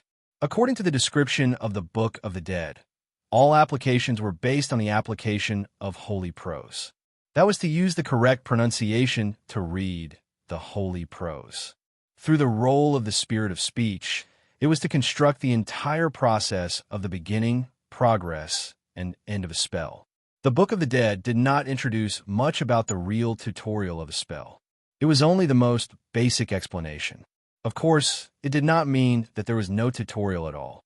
For example, the spell that Wang Yuechuan had been trying but failing before had a tutorial. Later, he learned that this was the only tutorial in the production chapter. Yes, the only one. The Book of the Dead was such a book. It showed the existence of the holy prose. At the same time, it focused more on the use of this holy prose. Then, it was full of a large number of private lives of the person who wrote this Book of the Dead. In short, it shows you a formula, and then you use this formula to solve various problems. This was Wang Yuechuan's immediate summary after the lengthy explanation to Professor Trevor. For this, Professor Trevor was very dissatisfied. But Wang Yuechuan did not care about Professor Trevor's complaints, because with the correct pronunciation of the holy prose, he had indeed completed the only example of magic recorded in the production chapter that he had failed before. This was a very wonderful and incredible tactile feeling from his own eyes. He could see the small puppet that he completed with ordinary crystal powder and so on. It was now standing on a coffee table in front of him, but at the same time, he could also see himself sitting on the sofa through the puppet's eyes. Of course, from the perspective of the puppet's vision, the clarity was somewhat unsatisfactory, like a person with great myopia. On the one hand, it was because he had just learned the production technique and was not perfect. On the other hand, it was because of the low quality of the production materials. Furthermore, he still needed to learn the content of the control chapter before he could truly move this palm-sized doll. Wang Yuechuan was now basically certain that Xiao Yu, who had died, must be the mastermind behind the several vicious serial murder cases that he had solved in the past.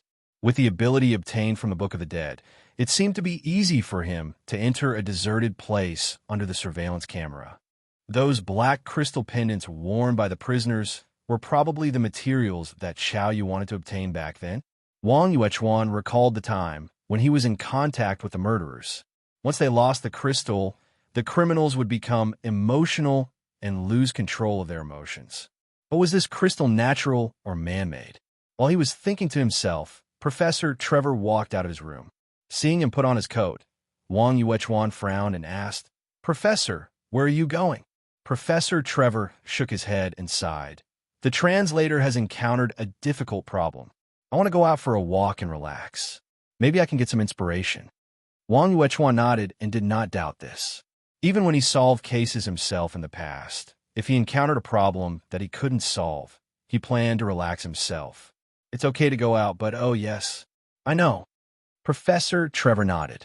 With a reluctant look, he took out the Book of the Dead from his clothes and handed it to Wang Yuechuan. Wang Yuechuan said calmly at this time, "I understand the feelings of translators, but I don't want anything to go wrong with this book, so I hope you can understand me." Professor Trevor shrugged and said casually, "I guess I'll be back late tonight. I want to drink some wine." Wang Yuechuan agreed, and Professor Trevor went out directly. Wang Yuechuan sat back in his original place again and pressed his palm on the cover of the Book of the Dead. There was no doubt that he didn't have the knowledge to translate the Book of the Dead, but that didn't prevent him from feeling that when he used magic, holding the Book of the Dead in his hand would increase the success rate and make it less tiring. It might not be as simple as a tutorial, and it might even be one of the materials to use magic. Wang Yuechuan believed that Professor Trevor, as a translator, would realize this earlier than him. Taking a deep breath, Wang Yuechuan took the Book of the Dead and quietly knocked on the door of Professor Trevor's room. He found the ancient book bought from the bookstore and the translation ideas that the professor casually wrote in his notebook. Since there was no relevant knowledge in this area, then he would learn as much as he could. Wang Yuechuan was not a person who liked to rely on others, and he was even more reluctant to give more control to others. Just after leaving Wang Yuechuan's residence, Professor Trevor looked up and narrowed his eyes downstairs. As a person who could translate the Book of the Dead, Professor Trevor also had his own plans. For the translator, after translating the Book of the Dead, he found that this magic book was too unfriendly to the elderly. Even if he had mastered the pronunciation of the hieroglyphic earlier, he could not independently complete the magic that Wang Yuechuan had completed. He often failed at the last moment, even if he had the Book of the Dead. Physical strength, spirit, will, and even vitality, etc., seemed to be one of the factors of the motive force to use magic. They were collectively called magic power. King, you are really cautious like a dormant viper. Professor Trevor suddenly sneered. Control, curse, production. But there is a fourth chapter that I didn't tell you. Chapter 4, Soul. It was not difficult for Professor Trevor to imagine that Wang Yuechuan would not always rely on it to interpret the Book of the Dead. The power introduced in the book was too subversive. Faced with the temptation of this power, Professor Trevor didn't think that Wang Yuechuan could resist it. No one could resist it. You should study my notes well. The professor called a taxi at this moment, then went to a bar. He drank quietly in a dark corner. The translation could be done early anywhere. The information in the book had long been recorded into electronic equipment. Compared with living with Wang Yuechuan and often worrying about this viper, this place could make Professor Trevor's thinking clearer. The soul can be immortal, even immortal, as long as a new body can be found. The professor muttered to himself, looking at the tablet in his hand. At this time, his cell phone suddenly rang, interrupting his thoughts. The professor frowned, but glanced at the name on the caller ID and finally adjusted his mentality. Hello, Tom. Professor Trevor calmly called out the other party's name. This was one of his friends, who was also a lawyer. Trevor, I have done what you asked me to do. I just need to confirm it. Tom said quickly, but old friend, do you really want to do this? Your wife and son are very opposed to your approach. They said that if you insist, they may go to court to sue you. These properties are all mine. I can do whatever I like. I don't have to worry about them. Trevor said in a deep voice. Well then, the property under your name, deposits, and all the insurance and so on, I will do all the loans I can find for you. According to what you said, just find a private loan. No matter how high the interest is, as long as the maximum amount is about 7 million Australian dollars. Got it. After Professor Trevor said a few words to Tom, he immediately hung up the long-distance call. Soon after, there was another call with a different name. This was another bank experience that Trevor knew. Hello, Professor Chui FO, about the mortgage you made. We have approved it. Then there was a call from the publishing house. Professor, are you sure you want us to buy all your copyrights permanently? One call after another. In the shortest time, this professor with status had become an economic swindler. Finally, Trevor made a phone call and said slowly, Mr. Liu, I think we can talk about the black diamond in your hand again. Sure, when? How about 3 days later? 3 days? I have a lot of buyers on hand. I'm afraid I can't wait for you, right? Mr. Liu, I believe that my price will satisfy you. Others won't pay more than me. 2 days, only 2 days. It's a deal. Club. On the second floor above, except for the masters in my room, you can enter at will. In addition, there's a room on the second floor that is working at this time. Don't bother if you can. The maid was explaining something to Taisetsu. In addition, the basement one is the warehouse and the master's study. If you don't have a master's permission, you can't enter. Taisetsu nodded and silently remembered the rules here. In fact, there were not many rules. Except for the rule that he couldn't betray the boss, it seemed to be very loose. The Black Soul Messenger had considerable freedom. What about the basement too? Taisetsu asked curiously. Yu said seriously. Only the master can enter the basement too. Any messenger, including me, will be in danger as long as they are close. Remember. Clear. Taisetsu still nodded and suddenly asked, then do I have to greet other black soul messengers? While saying this, the maid had taken Taisetsu around and then came to the kitchen. At this time, the maid was putting food that Taisetsu couldn't name on the delicate birdcage plate. None of the food was like a work of art. Number 9 is performing the master's task. I'm afraid she won't come back in a short time. As for number 18, because of the degree of freedom, you may be able to see her tomorrow or maybe after a long time. Yu said indifferently. As for TNZ upstairs, he is having a good time now. Maybe you could try to call him. In addition, number 1, number 666, and other Black Soul messengers are on vacation. By the way, number 666 should be ending his vacation soon. Let's get to know each other if there is a chance. Number 666? Taisetsu was stunned. On the one hand, he was surprised that the Black Soul messengers could reach the number 666. On the other hand, he was ridiculing the number 666. Chinese people had a deep friendship with 666. Yi picked up the tray with the dishes and teapot and smiled slightly. This number seems to have a bit of an interesting meaning here. But in the West, it has another meaning. Of course, this is only a man-made definition. You don't have to care too much. Taisetsu nodded and said, well, let me help you. No, I'll serve the master. Yu said indifferently, don't learn from the person upstairs. Taisetsu looked at Yu's back and rubbed his chin. No one knew what he was thinking, but he didn't stop for long and immediately chased after her. When passing by a mirror decoration in the corridor, Taisetsu glanced at it subconsciously. After becoming a Black Soul messenger, he returned to his young appearance again. Have you introduced them all? Well, I've learned about them. The servant girl put down a cup of hot tea in front of the boss. Master went out and brought back a new Black Soul messenger. And it's a person who can use Jean Lu. Since the death of the messenger who used Jean Lu 100 years ago, it has been unable to find a suitable user. Master, are you preparing this time? For Penglai. Luochio just smiled and didn't answer. He suddenly opened his palm, and a fluorescent light floated out of his palm. The fluorescent light slowly rose and came to Yu's eyes. The fluorescent light and her blue eyes met each other. The servant girl subconsciously said, what a beautiful yearning. Yes, Luochio smiled and said, but it's a pity to use it as a sacrifice. But the altar should like it very much. Yi smiled and said, Boss Luo's other palm at this time also showed a group of osmanthus flowers. They were like freshly picked, delicate, and with a fragrance. Yi blinked. These osmanthus flowers began to spread in the master's hand and then gradually turned into a mercury-like color. Small pieces of silver osmanthus flowers began to be arranged and finally made into a small and exquisite hairpin. The floating fluorescent light at this time was integrated into the hairpin, giving it a touch of light color. Luochio took the newly made hairpin in his palm and then put it on Yu's long hair. He whispered, then, will you like it? I like it the most. Chapter 641.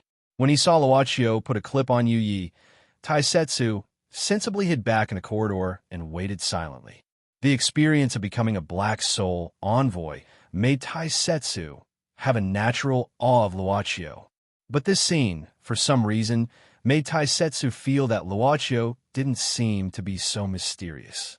It seems that he is pulled back a little bit in terms of being a human. Don't stay there, come here. While thinking to himself, Taisetsu heard Luochio's voice. It was still the same warm voice as the 2 nights he spent in Luo Village, which gave Taisetsu an illusion that he had returned to the old house in Luo Village. It was just that it lasted from the 2nd night to the 3rd night. But at this moment, a black shadow slowly penetrated through the door and finally turned into a figure in a black robe. Is it also a Black Soul envoy? Taisetsu looked at the other party in surprise. 18, I just came back, and you came back. Are you welcoming me? Luochio looked at 18 who appeared in front of him and smiled. The Black Soul envoy who appeared was indeed 18. Facing the boss's greeting, 18 didn't have time to look at Taisetsu, who was also a Black Soul envoy, and quickly responded, "Subordinate greets master." In addition, here are the information of several investors. 18 respectfully stretched out her hands, lowered her head, and walked forward, handing over the white card in her hand. Looking at 18's respectful appearance, Taisetsu subconsciously opened his mouth and was startled. If it was him, he wouldn't be able to do such a thing. "Oh, put it down. I will take a look at it later." Luochio nodded. 18 raised her head this time. She had recently taken the time to collect these investors. Although she currently cared more about Wang Yuechuan and Professor Chui Fo, who got the Book of the Dead, after all, the cultivation of these two people was not something that could be done overnight. Therefore, as the Black Soul Messenger, she couldn't neglect the business volume that she should have. The moment Boss Luo returned to this city, 18, as a Black Soul envoy, had already sensed it. In addition, there was also the aura of a Black Soul envoy, but it made her feel completely unfamiliar, so she planned to rush back to see what was going on. "This is Taisetsu, my new envoy this time." Luochio saw through 18's thoughts and directly introduced him. Then, after thinking for a while, he suddenly said, "Well, how about this? Taisetsu will be temporarily handed over to you, 18. Give it to this subordinate." 18 was startled. It seemed to be a tradition of the club for the newcomer to temporarily follow the seniors to do business. Usually, there would be a period of time when they were partners. However, in the past 100 years, the club had only 2 Black Soul envoys. One was number 9, who was transformed by the previous boss, and the other was the current transformed Tianzi. "You don't want to?" Luochio looked at 18. 18 quickly shook her head and said, No. How would this subordinate dare? It is this subordinate's honor to be named by master. It's just that this subordinate has no experience in teaching Black Soul envoys. I'm afraid that I won't do well." If it was Tianzi, he would probably have happily agreed, right? Luochio said with a faint smile, "It doesn't matter, just teach as you see fit. Besides, how much he can comprehend is Taisetsu's own problem. You don't have to feel burdened. I don't have any rigid requirements." 18 nodded. In that case, this subordinate will properly guide this new colleague according to master's instructions. After a small gathering for a while and a casual chat, Des simply followed number 18 and left. He didn't say anything more. He seemed quite calm. "Master, is it appropriate to let Taisetsu follow 18? Yi asked curiously at this time. As the person who had been managing the Black Soul envoys for a long time, you would generally consider the personalities of different Black Soul envoys under the premise that it was very likely to increase the diversity of types of customers. In fact, over a long period of time, it had been proven that different Black Soul envoys would choose customers in different directions. Some liked to choose human children as their targets. Some preferred young and beautiful girls. Of course, there were also those like 18 who seemed to refuse no one. But in fact, they liked to play with mages to raise them. There were even some like Tai Inzi, whose personal hobby was how to please the boss. "Isn't there a more suitable candidate for the time being?" Luochio said indifferently. As the host of the God King project, Tianzi can't easily leave this position. So for the time being, I can only choose 18. With that said, he looked at Yu Yi and said softly, "I can't let you do it yourself, right? If that's the case, I won't be able to enjoy the tea you make." "Black tea. Do you want another cup, master?" "Thank you." Luochio smiled and continued. "Besides, if Taisetsu is the type who is easily influenced, he won't be recognized by Zhang Lu, right?" Yui nodded and didn't ask any more questions. She took out a piece of cake from the birdcage plate skillfully and carefully cut it into a small piece that was suitable for her master's mouth and had a nice appearance. It was just that when she cut the last piece, her wrist shook unnaturally, making her movements become jerky. Luochio said, "Is it about time to add some oil? Do you need help?" Then I'll trouble master." Yui nodded gently. Some parts of the back also need maintenance. I don't know if it's an illusion, but Yui is being coquettish, right? It's an illusion. Then let's go upstairs. Several white cards sent by 18 were quietly placed on the desk in the boss's study room on the basement floor. Luochio, who had just completed the maintenance for Yu Yi, sat here quietly, his fingers swiping across the information cards. After a while, Luochio pulled out one of them, and this one disappeared from his palm as soon as it was opened. It would return to 18's hand again as the boss's reply. After that, Luochio took out a map from the drawer and spread the map in front of him. If Black Soul number 9, who had left to perform the mission earlier, was here, he would find that this map was exactly the same as the one in his hand. The only red that appeared on the map was still flashing. Almost there, Luochio thought for a while, then pointed at a point on the map, and a second marked red dot appeared on the map. After that, Luochio rolled up the map again, put it in the drawer, and left the study room. His next stop was the lowest floor, where the altar was located. When he came here, the altar automatically rose from the ground, releasing rolling black fog from the ground, as if welcoming his arrival. He walked to within 1 meter of the altar. After a moment of silence, he stretched out his palm. A white light floated in Luochio's palm, and in this white light, there was a small tooth. Question. Luochio said seriously, "Are Luochi's parents still alive? This information requires payment of 50 years of lifespan. Do you want to pay?" Pay. Answer no. Question again. Luochio thought for a while. Besides me, does Luochi have any blood relatives alive? This information requires payment of 100 years of lifespan. Do you want to pay? Pay. Answer, yes. Chapter 642. As some of the basic abilities of the Black Soul Envoy, Taisetsu didn't have much time to practice them. As an ordinary person, he didn't have a deep understanding of supernatural powers like Teienzi, so after becoming an envoy, he was able to fly seamlessly, atomize, and other basic abilities. After leaving the club, 18 quickly shuttled through the sky of the city and finally stopped on top of a tall building. In the rear, Taisetsu stopped unskillfully. In fact, Taisetsu almost caused a situation where he needed to use the anterior lacrimal brake to stop. Bang! However, he also knocked a human-shaped dent out of the water tank on the roof of the building. Taisetsu was even stuck on the iron sheet on the surface of the water tank at this time. 18, can you give me a hand? Taisetsu looked at 18, who was standing next to him and looking at something, and called out. 18 waved her hand, and Taisetsu's body got out of the water tank. At the same time, she said rudely, "What's the matter with you? Why aren't you atomizing?" Taisetsu scratched his head and said, "If I atomize, the scarf will fall off." 18 was startled, shook her head, and said, "Envoys also have the ability to dress. This is set up to make it easier to get close to the investor. It is very convenient and practical. You don't need to wear this kind of thing that is physical." Taisetsu smiled and said, "In fact, it doesn't take much time to change clothes. Well, next time I will control my ability to fly better, and I won't hit the water tank." With that said, Taisetsu floated up unsteadily again. "Do whatever you want.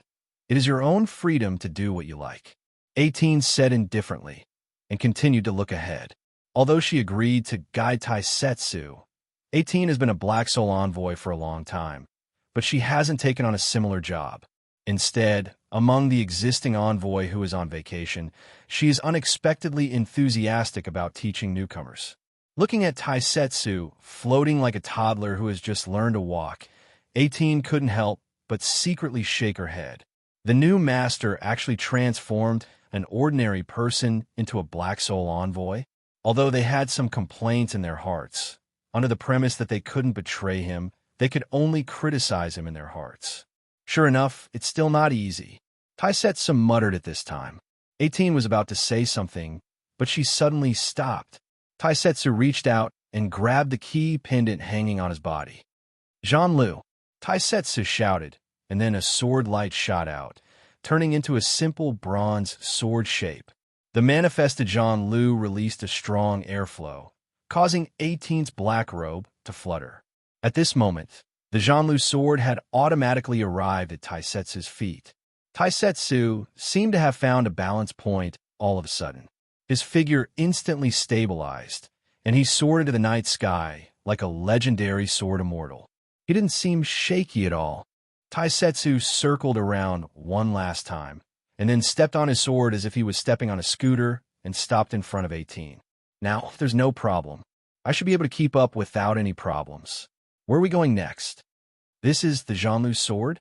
18 was silent for a while, and then suddenly asked, the boss said to let me use it. Taisetsu nodded, and then said with a simple and honest smile, to be honest, this kind of flying sword is really fun. It could be considered as fulfilling a childhood dream. By the way, 18, where's your sword? I don't have such a thing, 18 said indifferently. I have another ability system. Taisetsu was startled. I thought all messengers had similar equipment. Didn't the master tell you? Tell me what? Black Soul 18 shook her head and said indifferently, since he didn't tell you, maybe he has other intentions. Don't ask too much. Remember, as messengers, we only need to be absolutely loyal to the master. Under the premise that we don't violate the will of the club and the boss, we can protect the individual with a great degree of freedom. And as the user of Jean-Louis' sword, maybe the degree of freedom can be higher. Black Soul 18 thought silently. But in her heart, her attitude toward Taisetsu still changed a little. At least, she wouldn't resist. Okay, you are my teacher now. I will listen to you. Taisetsu simply nodded. Black Soul 18 suddenly said at this time, in addition, I suggest you not to use the power of Jean-Louis' sword as much as possible. You should continue to use your own basic abilities. After some time, I will arrange some combat practice for you.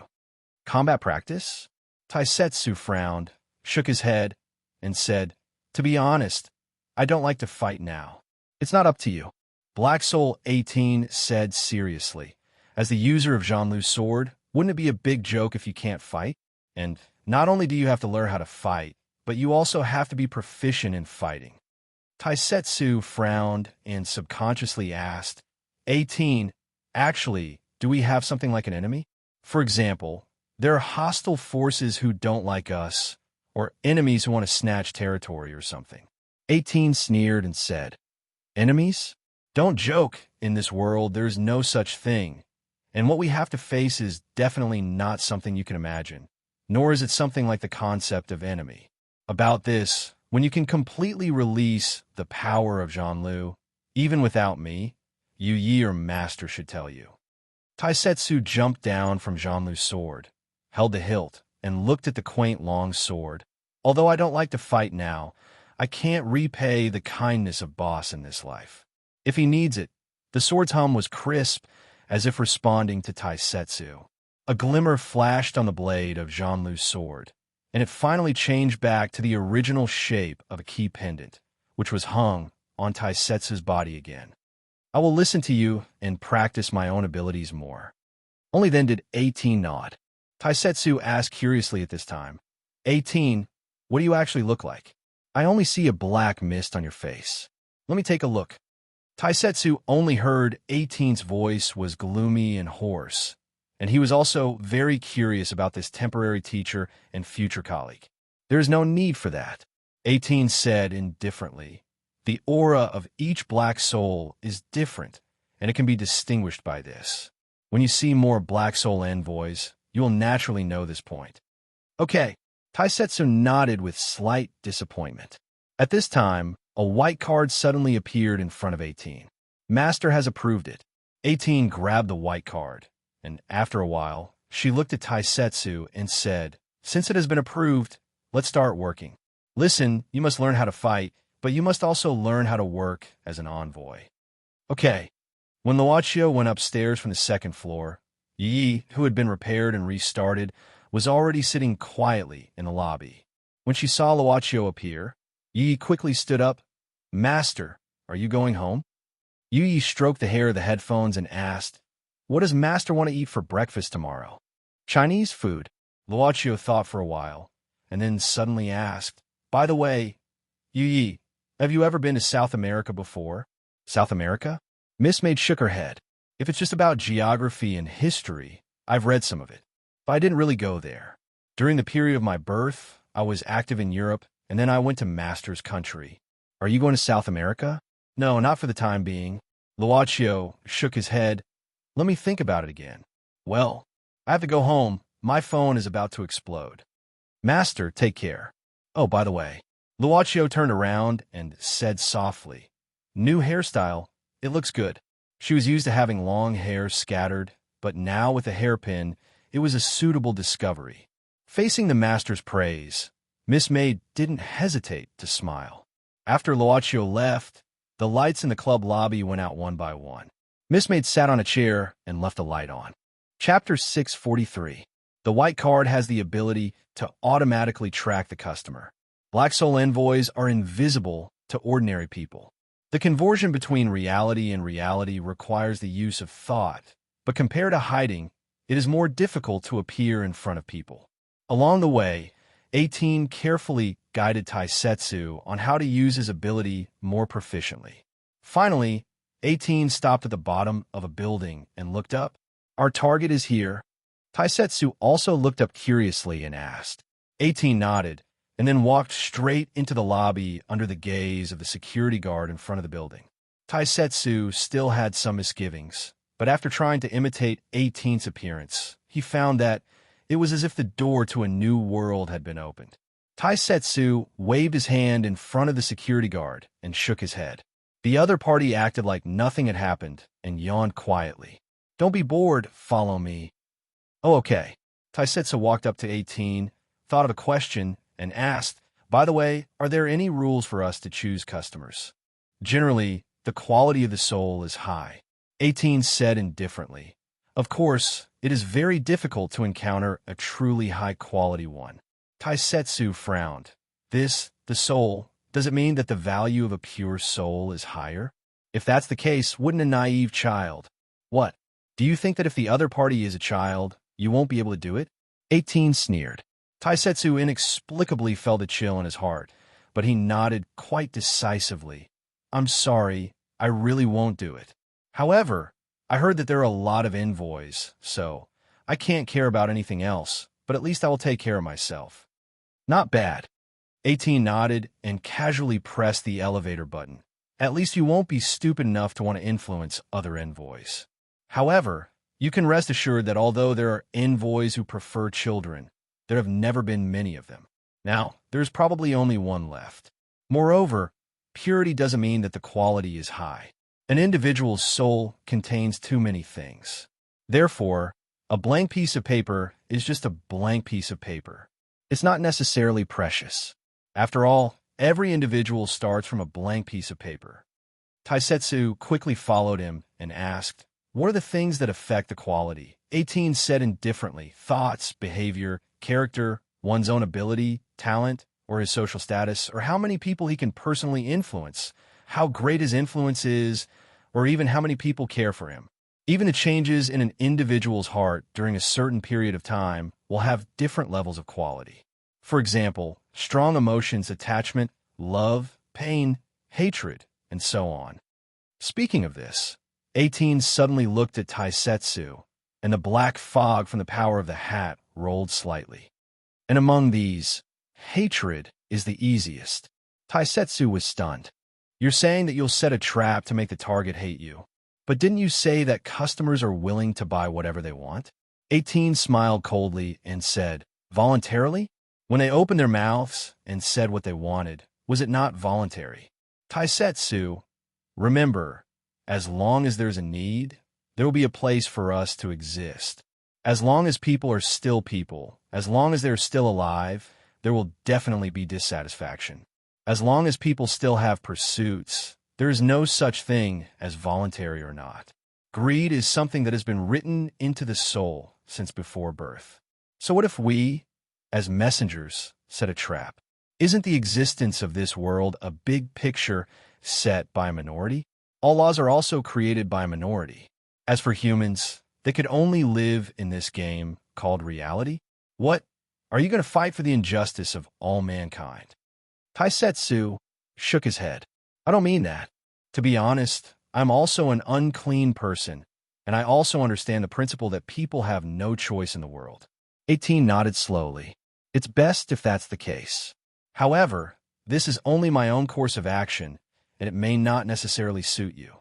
In the club, as long as you can find good business, in fact, no one cares what means you use. Even if you incarnate into a pope, it's fine." Taisetsu laughed and said, What pope? Don't tell me you want to preach? Who knows? 18 smiled darkly, then flicked her sleeves and said indifferently, "We're here. Let's go out." Okay. Taisetsu didn't dare to ask too much for the time being and quickly caught up with her. Then what kind of guy is our target this time? Us. 18 sneered. It's just me, not us. I'm just responsible for teaching you some basic things. This business is just a demonstration for you. Don't think that you will get a share of the credit. Taisetsu shrugged. This 18 is actually quite difficult to get along with. He glanced in the direction where number 18 was walking. Upstairs was a high-class office building with many companies, and in front of him was a signboard of an advertising company. Yom Creative Advertising. If overtime was an indispensable element of life for social animals, then for the employees of advertising companies, it was even more common. Working overtime until the day or working hard for dozens of hours was too common. I want die. By the way, is there any Red Bull in the refrigerator in the pantry? 2 employees were in the bathroom, and one was talking to the other weakly. It seems that there is no more. I will go downstairs to buy it later, then buy some food on the way back. Looking at Manager Zhu's appearance now, let's not think about going home to rest tonight. Let's get ready to fight through the night. Yeah, the film requested by the client has been shot, and the post-production is almost done. He is the only one who is not satisfied. It's going to be broadcast before Christmas. Can you make him time? I think this Zhu Maolin has a lot of experience. Is there something wrong with his brain? This guy. Stop nagging. Who told you to be a social animal? His companion trembled and then pulled up his pants. Unexpectedly, the door of the bathroom also opened at this moment. A young man with tied hair walked in. Manager, you are here too. He shouldn't have heard it, right? The 2 male colleagues who were whispering felt their hearts skip a beat at the same time. Manager Zhu in front of them just nodded and said calmly, "I'll wash my face. Oh, then we will go out to work first." The 2 said quickly. "Wait."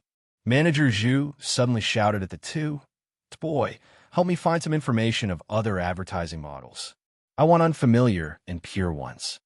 "Manager, are you still looking for models at this time?" "And I plan to make up a small film in another place." Zhu Maolin nodded. "This, manager, you didn't mention about making up a shoot just now? I just decided."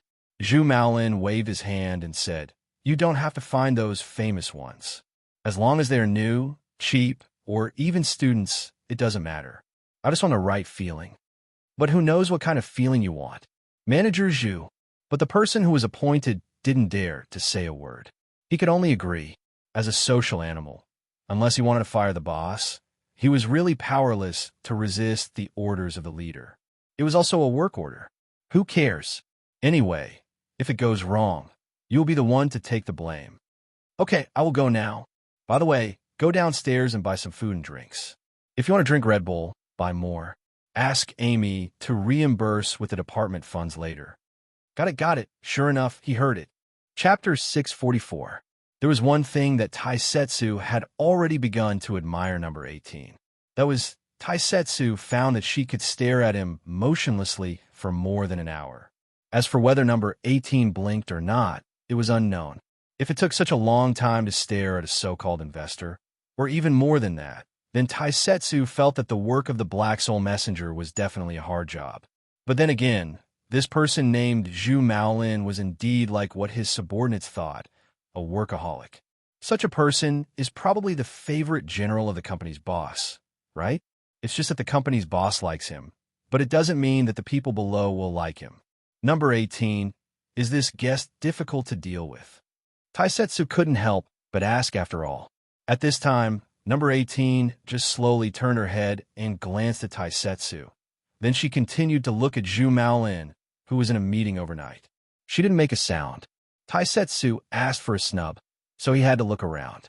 In Taisetsu's view, number 18 was completely mysterious. But for number 18, she was just confused about something. The new master's intention of approving this potential investor this time. In fact, going back the time to the road before she went back to the club, the man in front of her was just casually done by number 18. She just happened to pass by.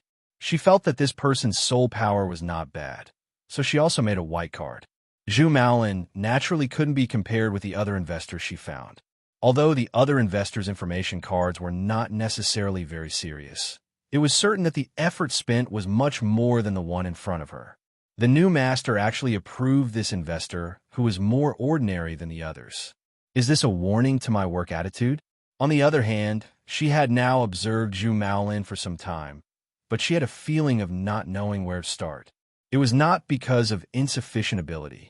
To deal with ordinary people, a black soul messenger with a long history like her really had too many ways. But the problem was that there were too many ways, and she didn't know which method was better. She also told Taisetsu that the black soul messenger had her own preferences. Obviously, Zhu Maolin was not her preferred type. Or perhaps, because this time he needed to guide the new black soul envoy, Taisetsu, the new master chose Brother Zhe, who looked more ordinary and easier to start with, purely as a tutorial. In fact, there was a deeper meaning behind this. The new owner didn't want Taisetsu to be influenced by my style. It was the most irrational thing to complicate a doubt. Black Soul number 18 knew this very well. However, this was not a bystander after all. It was the one who acted as her master. Perhaps the new owner just casually took it out and didn't have any other intentions. But what if there was? The Black Soul envoys were born with an uncontrollable awe of their masters. They were in awe of the person who had the position of a shop owner. To be more precise, they were in awe of the throne. 18 felt that she had fallen into a strange circle of thought. Reason told her that this might just be a very simple business, but her intuition reminded her that it was not so simple. She suddenly felt a pat on her shoulder, and her body suddenly turned into mist and retreated. She gathered back again, 1 meter away. Taisetsu's arm was still raised in the air, looking a little overwhelmed. "What are you doing?" Number 18 asked coldly. Taisetsu shook his head and said, "I just want to ask you, do you want to drink something?" He still held 2 bottles of green tea in his hand and explained, "I just saw that you were too serious, so I walked away and bought it. Black Soul doesn't need to eat." Number 18 said indifferently. Taisetsu shrugged, "But there's also a sense of taste, right? Not eating, isn't it pitiful? Well, whatever. I put it here. If you want to drink, take it yourself." Boring. Number 18 flung her sleeves and continued to observe Zhu Maolin. "Also, don't touch me casually in the future. I'll let it go this time. If there's a next time, Jean-Luc can't protect you." With a malicious warning tone, the key pendant on Taisetsu's neck buzzed at this time, as if it was quite dissatisfied with this provocation. "Jean-Luc, come on. Come and hurt each other." "So how long are you going to stare at her?" Taisetsu leaned against the wall, yawned, and then glanced at Zhu Maolin, who was waving a pen on the projection screen. He saw the ring on his ring finger and muttered, "This guy, if he doesn't go home, he can't call his wife, that's it." When it was nearly 2 o'clock in the morning, Zhu Maolin looked at all the employees in his group and said, "The candidate for the makeup shoot has been finalized. Boy, you contact her early tomorrow morning. It is best to let her come to the set in the afternoon. As for the script, I will prepare it. Everyone has worked hard. Let's get off work." The city was very quiet late at night. Some people dragged their tired figures away, while others returned to their seats. They pulled out the stool, covered themselves with clothes, and didn't want to move. Zhu Maolin looked at the time, then drove the car away. He kind of forgot when he began to like such a quiet night. He didn't have to worry about traffic jams on the road, and there was no dazzling sunlight. The city seemed to be asleep in front of him, but he was still thinking about the script for tomorrow's makeup shoot. At this time, there was only a vague prototype in his mind. He hadn't been able to grasp the specific details thoroughly. Soon after, he parked the car in front of a convenience store in front of the park. He asked the staff to buy a midnight snack earlier, but he didn't eat it. Now that he felt hungry, he settled it directly in the convenience store. In the end, he bought a pack of cigarettes, then asked for a bottle of coffee and returned his car. While smoking, the car stereo played Scarborough Fair. He slowly closed his eyes, and his mind began to empty as if he was exiled to the Bainbrook grassland, where he was born. Ding-dash. The notification sound of the mobile phone text message pulled Zhu Maolin's thoughts from the vast grassland back to the mobile phone in the car in front of the park. He glanced at it. Wife, are you still working overtime? Zhu Maolin, you haven't slept yet? Wife, I'm thirsty to drink water. I saw that you didn't reply. Zhu Maolin in. There's a makeup shoot tomorrow. I'm still in the company. You should rest first. Wife, in. Zhu Maolin, good night. Wife, good night. Zhu Maolin sighed. The slightly astringent taste of the coffee brought him a little spirit. He turned on the laptop, put it on his lap, opened the document, and began to write the script in his heart. Are you going to Scarborough Fair? Coriander, sage, rosemary, and thyme. This was the only sound that accompanied him. Good night. Please find an acre of land for me. Coriander, sage, rosemary, and thyme, just between the sea and the coast. Chapter 645. When it was almost early in the morning, the black SUV slowly drove away from the parking space in front of the park. Taisetsu yawned again. Of course, the Black Soul envoy didn't feel sleepy, physically, but mentally. Are we going to follow them now? Taisetsu asked 18 curiously. 18 finally said, I admit that I made some mistakes. When I chose this investor, I didn't carefully examine him. I just felt that he was okay. But now it seems that he at least has something he desires. Taisetsu said energetically, what does he want? 18 said indifferently, a man who doesn't go home at night and would rather stay outside alone to work, deceiving his wife and not going home. What do you think is the reason? Taisetsu frowned and said, you mean his relationship with his wife is not good? 18 sneered. It's normal for men to be greedy for the new and hate the old. Even without the detection of past dreams, I can roughly tell. Was past dreams. This is my ability. It has nothing to do with you. 18 said indifferently. Then why did you say it? Taisetsu shook his head, then rubbed his chin and said, however, even if he doesn't want to go home, it doesn't necessarily mean that he is greedy for the new and hate the old. Sometimes men really don't want to go home and just want to be alone. Okay? 18 said disdainfully, you mean you know more about the investor than I do? Taisetsu shook his head. Of course I don't know as well as you. But I know men, especially married men. For example, it's normal to just want a personal space. Besides, if he had a change of heart, why would he still work here? Wouldn't it be great to go to a bar or nightclub to play to his heart's content? If it's true love, he won't cheat at all.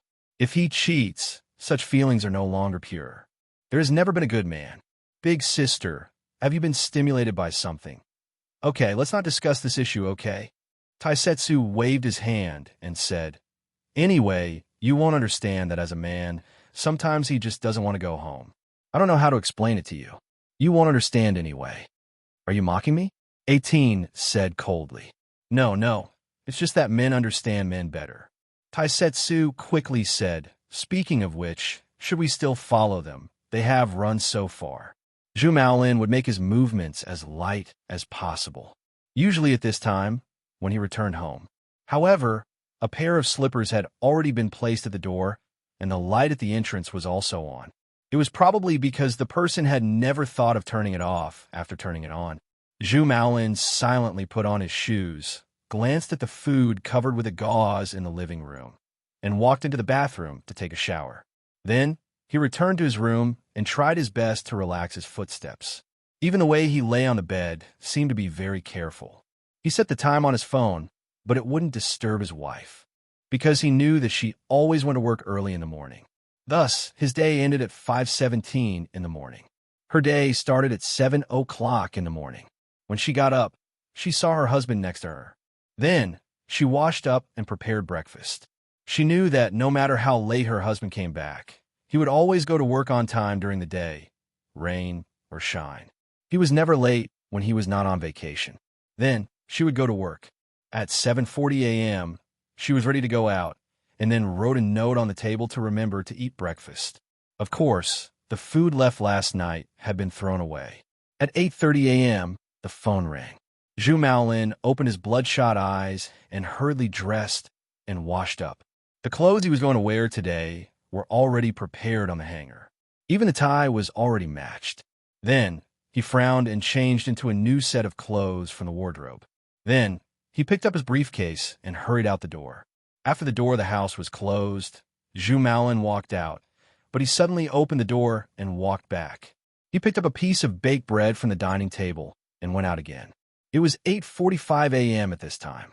At 8:50 a.m., she opened the door of her ceramic art classroom and began to wait for the students who came to class. She was a craftsman, and this classroom was where she met her husband. The first student came. It was an elderly lady with a well-to-do family. In fact, she came here to pass the time. Teacher Yuhan, it's early today. Do you want to do anything? Let me help you?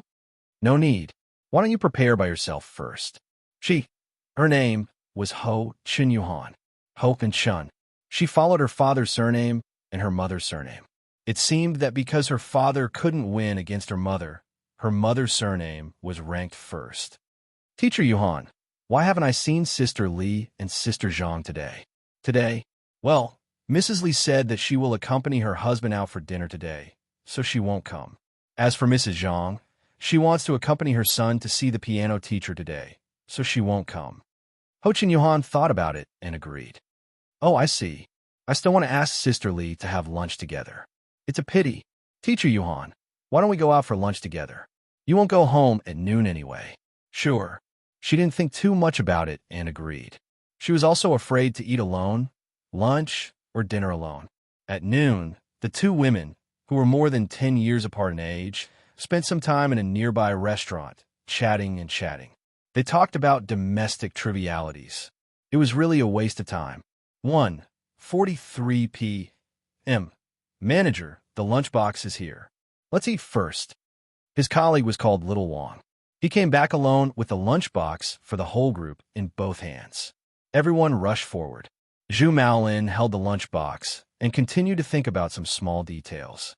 He quickly swallowed a mouthful of white rice, remembered something, and asked directly, Boy, is the model sure to be here at 3 p.m.? And she promised me that she will come. Boy quickly said, the newcomer values this opportunity very much. She shouldn't dare to be late. That's fine. If there is no problem with the real person, I will rush her out tonight. Zhu Maolin nodded and ate something again, but he didn't know what he was eating. Eating was just an action. This was pineapple that he didn't like to eat before. At 7:30 p.m., Ho Chun Yuhan took the takeout home. She ate, watched TV, took a shower, and read a book. Finally, she was sleepy and fell asleep. 12:15 p.m. This was her day. Today's retake didn't go well.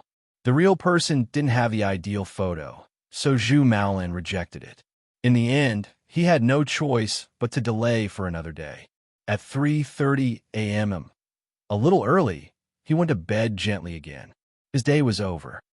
Chapter 646. Rinxin Hospital. It was 10 o'clock in the morning. This was the appointment time between Ho Chun Yuhan and the doctor.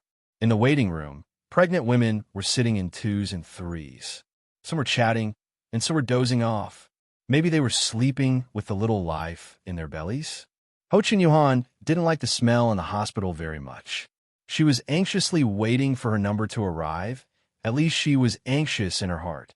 At this time, a pregnant woman next to her suddenly had a pregnancy reaction. She was extremely nauseous. Are you okay? Do you want me to call the nurse for you? Ho Chun Yuhan asked with concern. The lady shook her head and frowned. It's okay. It's probably because the child is too naughty. It has been suffering from bad habits since the morning. I should be able to get a plum. You could try applying some essential balm. Ho Chun Yuhan smiled and said, drop a little on a handkerchief or a tissue. You can also cover your nose a little to inhale. The lady's belly was not too big. It was estimated that she had just been pregnant. At this time, when she heard Ho Chun Yuhan say this, she said embarrassedly, it's my first time being a mother. I don't know a lot of things. Ho Chun Yuhan smiled and said, it's like this for the first time. You will get used to it slowly. If women started to talk, it seemed that they could talk endlessly. The new mother asked curiously, by the way, what is your first pregnancy? Number 12, it's your turn. The nurse in front of the table shouted the number at this time. Ho Chun Yuhan quickly stood up. It's my turn. I'm sorry. It's okay. You can continue with your work. The lady waved her hand. The doctor had many years of experience. She was in her early 50s, and she was a woman. For all the mothers who came here to make an appointment with her, she had a natural sense of security. Ho Chin Yuhan sat quietly in the chair, holding her leather bag with both hands. She looked a little uneasy. When she came in, the doctor who she had seen for some time had no expression on her face. She felt uneasy. "Doctor, what's the result this time?" "Mrs. Yu, unfortunately, you are not pregnant this time." The doctor shook her head and said, "This cycle is all over. I suggest that you continue to take good care of your body during this time." What else was the doctor saying? Ho Chin Yuhan didn't listen at all, or rather, it was fine even if she didn't stop. She had heard these words many times, and she could even recite them backwards. Ho Chin Yuhan silently took her bag and pushed open the door of the doctor's office. At this moment, the novice mother who had just chatted with her quickly waved at her. Ho Chin Yuhan moved her lips, but she just nodded at the other party. She lowered her head and left from the other side. She had no intention of going over. She hid in the bathroom alone and locked the door. She did not intend to hold it in any longer. She covered her mouth lightly and squatted there. His shoulders trembled slightly as he cried silently. He really wanted to turn back time. 11:15 a.m. "Manager, he's downstairs." "Then let her come up." Zhu Maolin stood up and tidied up the documents on his desk. "Bring her directly to the conference room." He hoped that the one he saw today would meet the requirements. Otherwise, he could only use the finished film. Zhu Maolin came to the conference room alone and then pulled down the curtains here about half. He received a text message. Zhu Maolin sat down and saw his wife's short message. "Wife, are you busy?" "Zhu Maolin, I'm going to interview a model." "What's the matter?" "Wife, the doctor said that I failed again this time." Zhu Maolin's finger on the phone screen paused for a moment. At this moment, the sound of knocking on the door sounded. He replied, "Let's talk about it when I get back." "Wife, what time are you coming back tonight?" "Manager, this is Xiaolu." The boy introduced a young long-haired girl who came in. The elements of youth and beauty were fully displayed on this Xiaolu, and she was accompanied by a perfect smile. Zhu Maolin nodded after a brief glance. "Not bad. Sit down and talk." "Boy, ask her some questions first." "I'll take a look first." Xiaolu also sat down a little nervously. Zhu Maolin replied at this time, "She's here. I'll work first. Don't wait for me at night." He didn't wait for his wife's reply, and it seemed that he didn't intend to reply more. He put down the phone and devoted himself to the interview, observing the girl's every reaction and action under Tboy's questions. "Miss Xiaolu, have you used this product before?" It was unknown how many questions Tboy had asked. "To be honest, I haven't used it. Will it affect me?" Xiaolu asked with a little uneasiness. Tboy smiled and said, "It's just some references. You don't have to worry about it." Then, the next question. At this time, Zhu Maolin suddenly interrupted and asked, "If I tell you that the shooting will take place in an hour, and you only have a maximum of 30 minutes to read the script, what will you do?" Immediately? Xiaolu was obviously taken aback by the manager of the advertising company. In the industry, Zhu Maolin was a relatively famous person. It was rumored that this well-known industry insider was a well-known workaholic and efficiency activist. Although she was somewhat mentally prepared before coming, she didn't expect it to be so sudden. "Yes, immediately. You just have to tell me what I will do." Zhu Maolin nodded. The strong professional aura made this young girl, who had yet to graduate from school, feel suffocated. She lowered her head and said, "I'll do my best." Hearing such an answer, Tboy couldn't help but shake his head secretly. If Zhu Maolin, as the leader, didn't say that he wanted a cheap and unfamiliar face, it wouldn't be suitable to find such a newcomer at this juncture. But Zhu Maolin's gaze still pressed on the little girl in front of him, and he didn't say a word. Xiaolu's fingers scratched each other under the table. Then she stood up with her head lowered. "I'm sorry, I'm bothering you." She had already seen Tboy's disqualified look. "Where are you going?" Zhu Maolin asked abruptly. I'm leaving." "If you leave, who will shoot the film later?" Zhu Maolin said indifferently. "Should I do it?" Really?" Xiaolu was shocked. Her eyes widened, looking at the scary manager in disbelief. Zhu Maolin just said indifferently, "Boy, I'll give you 5 minutes to print the script, and then you have 40 minutes to explain to her. After an hour, let the makeup artist come to the set. Start shooting officially at 2:30 in the afternoon. Hurry up." "Manager, this is mealtime." the boy said with a bitter face. Manager, don't you want to eat? On the way, Zhu Maolin said directly. Bring her a meal too. Remember, we are at war with time. Go. Okay. Watching Tboy take Xiaolu, who had not completely woken up from the selected state, out of the door, Zhu Maolin quickly packed up the things on the table. I can't stop time. I can't. Outside the floor where the advertising company was located, simply speaking, in the air outside the 19th floor, Taisetsu, who was drinking Master X's iced black tea, floated here.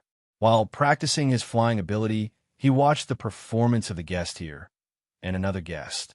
That was the fledgling model, Xiaolu. Of course, Xiaolu's original body was number 18, but why was it like this? Let's start from last night. Didn't you say that men just don't want to go home sometimes and just want a little free space? Number 18 said in a voice that made Taisetsu feel very harsh and heart-piercing. The floating black soul messenger duo was outside Zhu Maolin's home. Even between husband and wife, sometimes quarreling and then having a cold war for a few days is normal. As an experienced person, Taisetsu obviously had a lot of excuses. Really? Number 18 sneered.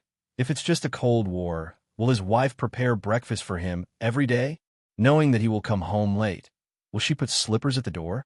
Will she tidy up his suit and tie before going out during the day? Taisetsu sighed.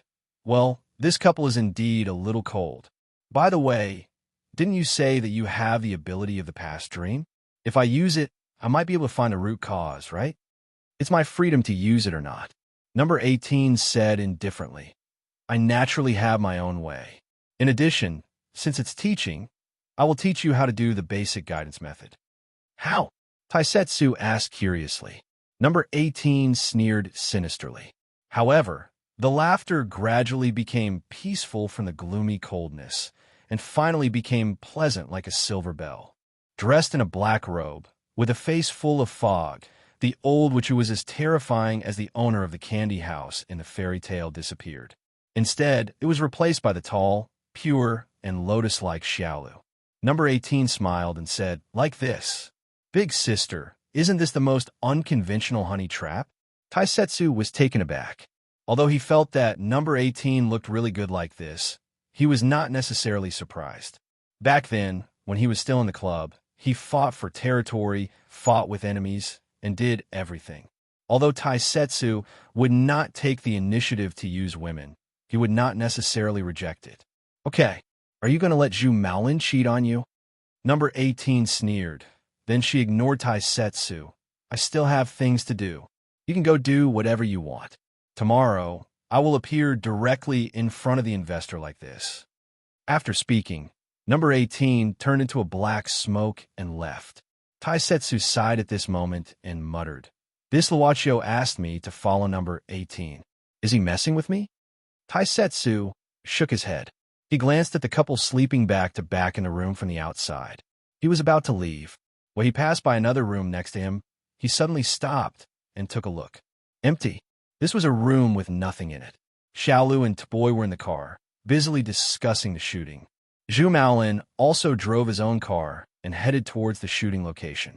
Taisetsu followed him all the way. He needed to provide number 18 with Zhu Maolin's movements at all times. Ho Chen-Yuan had returned to her ceramic art classroom because the students were waiting for her. If there was no class here, she didn't know what to do. All of this disappeared under Luochio's wave of his hand. It was like a layer of illusion spread out in front of Luochio like a calm water surface. Number 18, it seems that you are in trouble. The servant girl held a teacup on a plate and sent it to Luochio. Dream of the past. Boss Luo said indifferently. If there is no real hatred carrier in the heart, there is no way to touch the other party's thoughts. From this point of view, number 9's ability is more comprehensive. Yu Yi said softly, but in contrast, you can find something deeper in the mind through the dream of the past. Number 18 and number 9 are different, so the direction of the abilities they choose is naturally different. Why did Master deliberately choose this investor who is not good at dealing with number 18? Is it really not suitable? Luochio suddenly asked. I think number 18 seems to be working hard. She prepared all night last night. She didn't even observe the two quasi-magicians in her game. Because this is the investor that Master approved. She smiled and said, Number 18 naturally doesn't dare to neglect it. Boss Luo smiled without saying a word. Then he remembered something. By the way, is Xiaolu the original appearance of number 18? Yi nodded. That's really good. Boss Luo smiled, then stretched and said, Accompany me out for a walk later. Supermarket? Luochio nodded and said, Yes, today is a discount day. Besides, it's Christmas soon. Don't you plan to decorate our place? Then call Tei-Yinzi and let him take the things. Yi nodded. That's not necessary. Luochio shook his head. The Lord God is now preparing for the Christmas Day event in the game world. He is busy enough. Then please allow Yi to change her clothes. Miss Maid elegantly lifted her skirt. But at this time, the bell in front of the club suddenly rang. A woman with short white hair, wearing leather boots, and hanging a painting tube on her back walked in directly. As soon as she came in, she said generously, Boss, first a bottle of beer, then something delicious. With that said, a gray ball of light flew toward Boss Luo, and the white-haired woman continued, This is the money for the beer. I just killed one on the way. Luochio simply took the ball of light, then waved his hand. Miss May didn't say anything and went to prepare. But before leaving, she took a look at the woman with short white hair, Nero. Miss Nero, long time no see. Boss Luo waved his hand to pull out the chair next to Nero. But Nero seemed to prefer to sit on the table facing Boss Luo. She chuckled and said, It seems that you don't like to see me. We welcome guests with open arms. Luochio shook his head. Nero squinted and said, Really? But why did I feel like I was about to die when your beautiful little maid looked at me just now? That must be your illusion. Chapter 647. Boss Luo was still moved by Nero's boldness. Nero was devouring the food served by Mississippi, made at the speed of a whirlwind. The fastest. Although Yi was quite polite and apologetic, she said something like, I'm sorry, Mississippi Nero. Because of the sudden incident, I can only use the leftover ingredients from last night. I hope you don't mind. By the way, the salt in the kitchen is used up. If it's too bland, you can dip it in some soy sauce. What? Is this sour vinegar? I'm sorry. I didn't expect that I would take the wrong one. I'm really sorry. It seems that I'm still not familiar with the Eastern seasoning. I'm really unqualified as a maid. I'll change it for you now. However, the beer was still quite cold. So, I really did offend this maid of yours? Nero, who drank a large glass of beer in one gulp, looked at our boss Luo again with a smile after a satisfied burp. I remember Miss Nero said last time that if you come here again, it will be because you intend to seek refuge. Boss Luo directly skipped a topic that was unnecessary to delve into. And did I say such a thing? Nero blinked and said casually, I don't think so. Luochio smiled without saying a word. Nero shrugged and took out a box from her body. This was the box given by Boss Luo last time for convenient storage of souls. When the box opened, more than a dozen dazzling light balls rushed out in an instant and floated beside Nero. She suddenly said at this time, Well, in fact, I'm being chased by some guys. If it's convenient, can you heal me a little and then let me hide for a while? As soon as she finished speaking, a mouthful of blood overflowed from Nero's mouth. She closed her eyes and fell directly on Luochio. Recently, Boss Luo's reaction was getting better and better. At the moment Nero fell, he dodged. Therefore, the owner of Yama, who used to be one of the immortal generals of Michael Club, directly collapsed on the floor of the club. Looks like his injuries are quite serious. Miss May just came out with a plate of food at this time. She looked at Nero, who was lying on the ground, and didn't intend to help him up. She just said indifferently, He has been holding on since the moment he came in. This guest is also a stubborn person. Luochio intercepted 5 of these floating light balls and returned the rest to their original boxes. Then he said, Since we've received a transaction fee, let's get to work. With that said, Nero's body floated up. After Boss Luo circled around Nero's body, he stretched out his finger and pointed at Nero's forehead. He tapped it lightly. A ripple-like wave began to ripple from her forehead and spread to her whole body. At the same time, a large amount of green-purple smoke began to emerge from Nero's body. Even in a coma, she showed a painful expression at this moment. Her body was sweating a lot because of bearing this kind of discharge. The moment the green-black smoke was discharged, a huge, ferocious wolf head appeared in the air. This wolf head seemed to be unwilling to be destroyed like this. It suddenly roared and crazily bit at Luaccio. Luaccio didn't move. This wolf head's shadow couldn't even get close to him before it was buried in a cluster of black flames. That was Miss Maid's finger. The tail of black flames even remained in the air, like a picture of light and shadow exposed in a camera film. Master, this is like the power of a curse. Well, this energy has a gloomy and cold feeling. That burning black flame finally returned to Yuye's palm. Miss Maid's 5 fingers gently extinguished it, and then she said softly, "There's the energy of the so-called Eastern monsters, so-called monster power. Roughly speaking, the monster that can hurt Miss Nero should be at the level of the Eastern monster or a high-level monster with special ability." Luaccio nodded, and then ordered, "You go out and erase the traces of Nero around here. Since the guest asked to hide, let her hide." "I see." Miss Maid nodded respectfully. Boss Luo said softly, "There's still time at night. Let's go buy Christmas decorations." Yi then went out with a smile. In the crevices of the buildings in the corner of the city, several black shadows were climbing up the walls at an extremely fast speed, all the way to the rooftop of more than 20 floors. These black shadows finally gathered on the roof of the building. Then, at the same time, they knelt on one knee behind a human youth who had a head of black hair. "Young master, we lost the trace of that woman. She seems to have disappeared suddenly." The young man who was called the young master turned around at this time. He had a typical oriental face, but he had strange purple pupils. "Too. Even a tracking master like you can't find her. I'm incompetent. Please punish me, young master." Batu's head suddenly lowered. The young master shook his head. "Restrain your monster aura first. After all, this is the territory of the Shinryu. Although I can't feel her aura, the aura of the Shinryu still lingers in this city. In addition, there is an unusual monster power."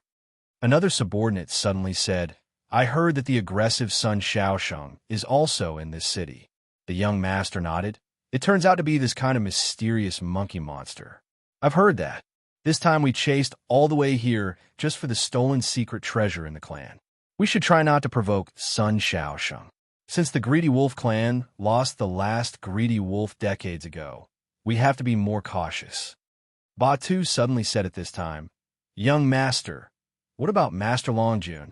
The young master said indifferently, "With the ability of Lord Long, as long as we appear here, she can naturally sense it immediately. Now she hasn't given me any reaction. Probably she has something to do and left temporarily. But it doesn't matter. Be careful and don't cause chaos in this city. Here is not like the plateau. You should pay more attention. If Lord Long blames us, I will personally ask for punishment." Another subordinate said angrily at this time, "It's really bad luck. Originally, we were going to the Penglai Pact. I didn't expect to encounter such a hateful thief on the way. She used that strange weapon and killed more than a dozen of our brothers. If she died because of your attack, it would be good. If she didn't die, I will definitely catch her alive and bring her back to the clan to light a lantern. Yeah, I don't know if we will miss the Penglai Pact this time because of this." The last subordinate sighed. The young master waved his hand and said, "For thousands of years, the Penglai Pact has long changed. Missing 1 or 2 times doesn't mean that we will miss anything. But the secret treasure of our clan can't be lost. Expand the search area. If she is alive, I want to see her. If she is dead, I want to see her corpse. We must not let the secret treasure of our clan be lost." "Yes, sir." Once again, they turned into black shadows and walked out of this prosperous city in 4 different directions. The young master looked at the city again at this time. There were circles of light patterns in his purple eyes. Strange, why is the aura of this city so abundant? Moreover, in addition to the aura of Lord Long's Shinryu and Sun Shaosheng, why is there something else that attracts me? It is so kind, but also... The young master narrowed his eyes. It makes me uncomfortable.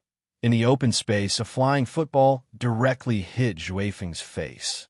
Cheese, Nini, and Xiao Jiang quickly came over. Juefeng, what's wrong with you? Why are you in a daze? Juefeng scratched his head in confusion and picked up the football on the ground. Maybe. I'm hungry. Who's hungry? I brought cakes and biscuits. Quietly, a hearty laughter appeared behind these people. Nini heard it and turned around with a smile. Brother Xiaofei, you're here. Mo Xiaofei handed the biscuit box in his hand to Nini, then sighed. To be honest, it's okay if I don't know. Once I know your real age and you call me brother, I will be very desperate. Juefeng said seriously at this time. Brother, how many times have I said that if you didn't risk your life to save me that day, I might not be able to hold on? So, you're my brother in this life, Juefeng. Okay, let's not talk about this. Mo Xiaofei smiled. I came to visit you on the way. Next, I will continue to practice with Master. Take care, brother.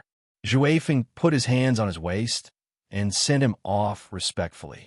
Chapter 648. In a quiet lobby of the club, Nero was placed on a sofa by the wall, and the painting tube with Yamato was casually placed on the table next to it. At this time, the painting tube suddenly shook and a scarlet light shot out. Nero, who was lying on the bed, suddenly sat up. Her eyes were still closed, and the scarlet light fell in her hand. It was Yamato. Even though her eyes were closed, her body instinctively put on a defensive posture. This was completely different from Luocchio's impression of her, as if she was wandering in a sea of bitterness among a pack of wolves. It wasn't until Yamato hummed that Nero slowly opened her eyes. Her battle instincts also faded from her body, and the rare straightforwardness of a woman began to recover. How long have I slept? Nero moved her arms while looking at Luocchio, who was reading a book in front of the bar, and Yu Yi, who was behind the bar. About an hour. Boss Luo smiled and said, Your physical strength should have recovered. Is there any discomfort in your body? Only an hour? Nero twisted her neck and looked at her body. Finally, she unexpectedly weighed her breast with her hands and gave Boss Luo a thumbs up, smiling brightly. Perfect. You are indeed the boss. I've collected 5 souls, Luocchio said indifferently. That's quite cheap. Nero smiled indifferently. I was afraid that it was not enough. After all, even if I use Yamato, I can't devour that thing that's wrapped around me. If you delay it for 1 or 2 more days, it may not be enough. Boss, aren't you going to ask me who injured me and why? Nero blinked and asked. Or, does the boss already know everything? I don't want to know unless it's necessary. Is this answer okay? The boss is indeed an energy conservationist. Nero smiled and sat next to Luocchio, but she looked at Yu Yi in high spirits. Beautiful little sister, can you give me a glass of water? I feel like my body has lost a lot of water. I should have sprayed a lot of water just now, right? Give this Miss Nero a cup of light, salt water. Luocchio ordered softly. Didn't he say that there was no more salt? But Nero didn't expose it. After taking a sip to moisten her throat, she suddenly said, I originally planned to go west and then travel to the plateau. Then he encountered a group of incredible fellows. He was itching for a fight, so he provoked them. I was planning to show off, but I didn't expect that I would end up being an idiot. Furthermore, I was chased for over 1,000 kilometers. How embarrassing. Miss Nero, the store has already erased the traces nearby. The people who are looking for you will not find this place. Luocchio said indifferently, Of course, Miss Nero, if you leave the store, or if the other party also comes here as a guest, it will be a different situation. Of course, the charge for erasing the traces has also been calculated. Boss is really as reliable as ever. Nero put her hands together and bowed to Boss Luo. Suddenly, she became pitiful. There's a tough guy in this group. I really can't defeat him. The monsters in this country are really hidden. So, Miss Nero, are you planning to live here for a long time? Yi asked suddenly but very softly. I have his plan. Nero thought seriously. The remaining weight should be enough for me to pay the rent, right? But if it's like last time, it seems pretty good to let you help to teleport me away. But this time, boss, You can't cheat me of a legendary opening. If Miss Nero can be specific to a precise point, of course, there is no problem. Luaccio smiled. She is really stubborn, Nero said directly. Then keep the amount for one teleportation and treat the rest as rent. So how long can I live here? Luaccio thought for a while and gave the answer. In this case, you can live for 10 years. After all, there are so many high-quality souls. Of course, this does not include the protection of Miss Nero's life. Nero blinked and said, I don't want to stay here for 10 years. How long will it be if the protection of my life is carried out? That depends on the degree of protection you want. Nero suddenly said, Boss, if you protect me 24 hours a day, how long can it be? That also depends on the range of activities you expect, Miss Nero. If it is only limited to the scope of this store, it can be up to 10 days. But if it is within the scope of this city, then it is only 20 hours. Luaccio paused and then said calmly, if it is on a global scale, 3 minutes. Sure enough, I can't get any advantage. I was thinking about whether to use the protection time to activate an invincible ability or something, directly attack the headquarters of the club, and kill one of those old guys. But 3 minutes is just the time to say a few words, and boss will only protect me from being hurt, but you won't do anything for me, right? Nero stretched lazily, then blinked and said, Then 20 hours it is. However, within these 20 hours, there's another condition, and that's that you're the only one allowed to enter. As you wish. Something happened that surprised everyone on the set. Although it was only a very short film, not many shots were wasted, or the concept of waste did not exist at all. This new student model, named Xiaolu, actually completed the shoot in one take. She didn't even stop in the middle. Of course, the script of the small film was originally a solo performance, but it was not easy to shoot all the way to the end, even if it was a professional stage actor. It was like she was born for the stage. If the information didn't say that she was just a college student without much experience, people would really think that Xiaolu was the kind of person who was strictly trained from an early age. This unique shyness of youth, as well as the coquettishness of the camera, seemed to be like the clothing and charm of the heroine who jumped out of the script. They were all perfectly integrated together. Manager, this Xiaolu can be famous. I dare to guarantee it. The boy looked at the picture played on the camera in surprise. Zhu Maolin didn't say anything, but he implemented the principle he had always followed. He said directly, Boy, you send this film back to the company immediately. It must be edited by 3 o'clock tomorrow afternoon at the latest. I will take it directly to the client's company. In addition, since it was completed early, you can leave now. The boy said excitedly, Well, manager, does this mean that I can get off work early? As long as the film can be given to me by 3 o'clock tomorrow afternoon. Zhu Maolin nodded. Hooray! In the parking lot of the shooting site, Zhu Maolin, who had just taken out the car key, subconsciously took out the phone and glanced at it. He was about to click on it.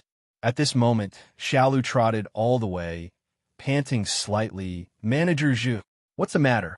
Zhu Maolin said indifferently. I should have asked Boy to settle the bill for you on the spot. Haven't you received the reward yet? No. Xiaolu blinked and said, It has been given to me, and it's more than I expected. Thank you so much. It's nothing. You deserve it. Zhu Maolin shook his head. I was quite surprised that it could be completed in one take, so it saved a lot of time, and the startup fee was also reduced a lot. The extra will be regarded as a reward for you. Thank you for giving me this opportunity. Xiaolu looked at Zhu Maolin. It's nothing. You're just suitable for this job. Zhu Maolin shook his head. Is there anything else? By the way, it's not easy to get a taxi in this place. Where are you going? If it's on the way, I can send you out, and then you can leave by yourself. No need. I can go by myself. Xiaolu's eyes curved like crescent moons as she smiled. Okay, be careful. Zhu Maolin nodded. If there's a chance next time, we will cooperate again. Manager Zhu, wait a minute. Xiaolu suddenly shouted at this time. Zhu Maolin was startled, but he saw the girl stretched out her hands quickly and tidied up the slightly messy tying knot at his collar. Then, I'm leaving. Xiaolu lowered her head, blushed slightly, turned around, and ran away quickly. Zhu Maolin subconsciously touched his tie, looked at Xiaolu's back, and frowned. Chapter 649. This was the earliest day Zhu Maolin had returned recently. The sky had just darkened, and it was not yet 7 o'clock in the evening. There were no slippers placed in front of the house, and there was no food on the table that had long been prepared but was already cold. The only thing that was the same was the quietness in this house. Ho Qinyuan was not at home. Zhu Maolin didn't even know that she was not at home at this time. Maybe he could confirm it before coming back, but he didn't know why he didn't do so. He tried to pick up his phone several times. He couldn't think of what to say several times. Soon after, Zhu Maolin came out of the kitchen with a bowl of noodles, turned on the TV, and ate while watching. But he didn't know if the noodles tasted good, what was on the TV, and what the lines were, because it was really quiet here. Zhu Maolin liked a quiet working environment, so his office was also very quiet. However, the two quietness felt very different. Should I continue working in the study room later? Zhu Maolin suddenly had such an idea. But first, he had to finish the noodles. There was only a warm downlight in the living room, which was used to decorate the coolness in the room. Halfway through eating, his wife, Ho Qinyuan, opened the door and came in with a bag in her hand. It was the bag from the convenience store supermarket downstairs. The contents of the box should be food. Ho Qinyuan probably didn't expect to see the person who had slept with her for many years at this time. She, who was originally expressionless, stood at the door, looking a little overwhelmed. Zhu Maolin looked at his wife and said, "Today's work went well, so I came back early." Ho Qinyuan nodded stiffly. Zhu Maolin quickly stood up at this time. His hands gently wiped the clothes around his waist a few times as if he couldn't find the key. Then, he quickly picked up the bowl on the table. But what did he want to do by picking up this? Zhu Maolin couldn't figure out why he did this. He looked at Ho Qinyuan, the person who slept beside him, and finally spoke. I only made this because I don't know when you will come back. I will make another one for you." He quickly put down the bowl of noodles as if he found a life-saving reed and found something to do. It's fine. I bought food." Ho Qinyuan also said quickly and took out the food box from the bag. As if to prove something, she said, is that enough for you? I don't eat much. Can I share some with you?" Enough. Zhu Maolin also shook his head quickly. "Actually, I'm almost full. I'm going to the study. There's a plan that I haven't finished yet." Ho Qinyuan nodded. "Then I'll eat something first." Zhu Maolin lowered his head and walked quickly into the study. Ho Qinyuan quietly sat at the dining table and opened the lunchbox. In fact, she didn't know what it tasted like. Soon after, the sound of music came from the study. Ho Qinyuan found her earphones, plugged them into her phone, and plugged them into her ears. The light was still that small, warm downlight. No one had turned on anything else. Gradually, it was late at night. When he looked back, it was already past 1 o'clock in the middle of the night. Zhu Maolin looked at the time, sighed, and turned off the computer. People who were obsessed with work tended to ignore the passage of time. This was the best way for Zhu Maolin to kill time. He also took a shower, returned to the room, and found that his wife, Ho Qinyuan, had fallen asleep. He was unwilling to admit that his tense nerves quietly relaxed. He lay down quietly. "The doctor asked me to recuperate before I can do it again. But I think, should I try another hospital?" Light? That was the dim light of the bedside table lamp on Ho Qinyuan's bedside table. "Haven't you slept yet?" Zhu Maolin was startled, and then subconsciously said, "Plan to change? I don't know. Why don't you try another hospital?" Then, good night. Good night. Ho Qinyuan reached out and turned off the light. 2 days had passed. In the evening, Professor Cui Fo once again left the place where Wang Yuechuan lived in the name of relaxation, and then went straight to Lu Zixing's home. The funds that Professor Cui Fo could prepare had all been in place in these 2 days. He didn't do it at all costs, but it was a judgment made after recognizing the extraordinary power in the world. Compared with the magical magic, the Book of the Dead, and the things described in the sole chapter of this book, the wealth in the world had long become worthless for Professor Cui Fo. When Professor Cui Fo arrived, Lu Zixing welcomed him in quite politely. Professor Chui Fo habitually looked at Lu Zixing's mansion. The Lu family started in the jewelry business, so Professor Chui Fo was not surprised to have such a luxurious mansion. It was just that in his impression, most of the rich people in this country seemed to be low-key outside, but they couldn't hide the characteristics that could show their financial resources at home. They seemed to believe in this principle of restrained luxury. But Professor Chui Fo felt that the Lu family's mansion was really empty. For example, at the door, although it was obviously cleaned up, there was still a shallow circular mark left. There should have been something like a vase placed here. Professor Chui Fo even thought that this vase might be valuable. Why? Professor Chui Fo had similar discoveries in many places in the living room. For example, there was a cabbage decoration on the conspicuous cabinet. Professor Chui Fo was very clear that this was not a green jade cabbage carved out of jade, but just a very low-grade and cheap plastic product. Lu Zixing's English was good. It seemed that he was sent abroad to study for several years after high school. Professor Chui Fo, are you alone? Lu Zixing asked Professor Chui Fo to sit down quite enthusiastically. Then he turned his head and told his wife, "Go and make some tea." Professor Chui Fo said straightforwardly, "No, I'm not thirsty. In addition, I want to take a look at the goods." Lu Zixing was taken aback. Then he smiled very happily. Professor Chui Fo is really a straightforward person. "No problem, come with me. Come this way." Lu Zixing led Professor Chui Fo to the study room upstairs. He asked Professor Chui Fo to stop outside the door. Then he closed the door and walked in.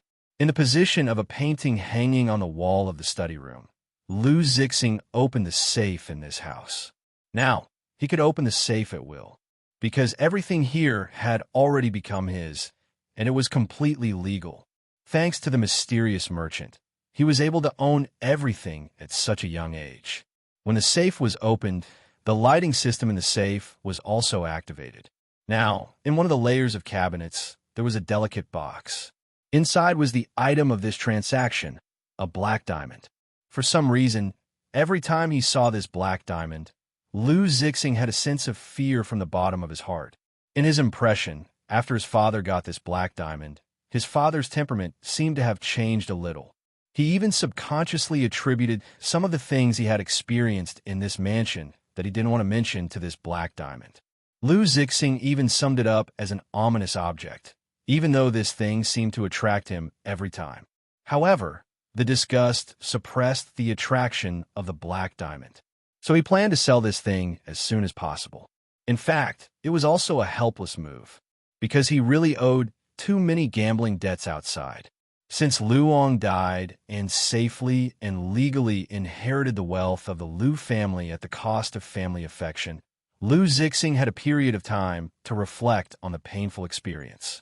But he found that even if he had given up his family affection, nothing seemed to have changed. His wife was still the same as before, and his mother's attitude toward him had not changed. Even he, who had become the only male in the Lu family, had his status in the family suddenly raised to the top. Lu Zixing, who was a little complacent, once again relapsed. He couldn't resist the temptation and went to gamble. It's time to quit gambling. Lu Zixing took the box out of the safe with heavy hands, and then restored everything to its original appearance. Finally, he opened the door and let Professor Chui Fo walk into the study room. "Oh, this is the black diamond?" Professor Chui Fo looked at the box that Lu Zixing opened with both hands. He bent down and almost leaned forward. He even wanted to reach out to take it out and observe it carefully. Unexpectedly, Lu Zixing suddenly closed the box at this time. "Professor Chui Fo, you said that there would be a price that would satisfy me, right?" "Mr. Lu, please believe that I came with sincerity." Lu Zixing said playfully, "I don't know how much is your so-called sincerity, Professor." Professor Chui Fo said indifferently, "I don't like your people's way of beating around the bush. I prepared 40 million. Of course, it is in your country's currency. Of course, if you don't want to, you can also exchange it for other countries' money. It doesn't matter." "Only 40 million? Lu Zixing shook his head. "Professor, then I'm sorry. 40 million is too little. Do you know how heavy this black diamond is?" When my father bought it back, it was far more than this price. So I'm sorry, I won't sell it to you. Professor Chui Fo said indifferently. Mr. Liu, I think there are some situations that we need to explain to each other. The price was not high. Liu Zixing didn't intend to talk to this foreign old man at all. He shook his head directly. There's nothing to explain. The price you offered is not enough. It's that simple. Professor Chui Fo said calmly. Diamonds, especially raw stones, its price is actually not as high as what ordinary people think. The reason why diamonds can be sold at a high price is only because it is given too many invisible things after it is polished. But Mr. Liu, as a jeweler, don't you know the price of diamonds in the diamond market? Yes, this black diamond is very big, a bit bigger than many of the treasured gems in the world. But Mr. Liu, you have to know that the reason why those treasured gems are rare treasures is because history has given them other values. For example, the gem inlaid on the crown given by a king to the empress is because of this legendary component. Then, Mr. Liu, what additional value can your black diamond have? Liu Zixing naturally knew these things. Although he was not a business material, he was also forced to work in the company by his father. He was influenced by what he saw and heard, so he could always know these common sense. Professor Chui Fo, since you can't offer a price that satisfies me, then I don't intend to tell you anything. Liu Zixing still shook his head. Professor Chui Fo smiled slowly. Okay, Mr. Liu, can you issue a certificate for this diamond? If you can, I am willing to add a number that satisfies you. Are you sure? Liu Zixing was a little moved at this time. Of course. How much can you give? How about 5 times? Professor Chui Fo said indifferently. Liu Zixing's heart suddenly jumped. 5 times of 40 million, that is... He looked at the old professor in front of him and almost wanted to agree directly. Okay, I can give you the certificate in 2 days. Liu Zixing nodded and said, 2 days later, you come to my company with the money, and we will deal face to face. No, Mr. Liu, I think you misunderstood me. Professor Chui Fo said indifferently. I mean, to make a certificate, you and I must be present at the same time, and we need to invite a formal appraiser. How about you and I each find one person? This. Liu Zixing was angry. Professor Chui Fo, what do you mean? Do you think I will fake it? If this is the case, then don't talk about this business. In addition to you, I have more buyers outside who can afford the price. Really? Professor Chui Fo sneered. I'm afraid that's not the case, right? Mr. Liu, I don't think there are many, but except for me, I'm afraid there is no one else, right? Because this black diamond of yours can't provide any proof at all, because it's not a real diamond. What a joke. Liu Zixing snorted coldly. Do you know how much my father spent to buy it? Then how about we go and appraise it now?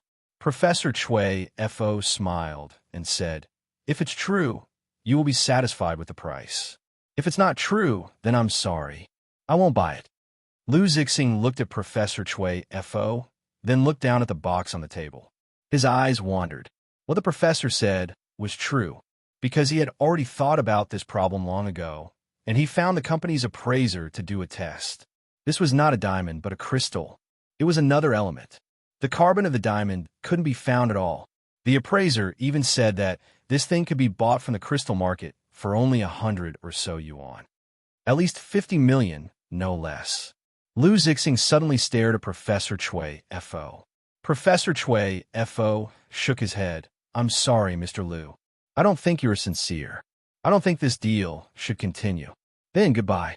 I still have an appointment with someone. I have to go. Looking at Professor Chui Fo's determined look to leave, Liu Zixing suddenly became anxious. Wait a minute. 40 million. Professor, save the number you said at the beginning.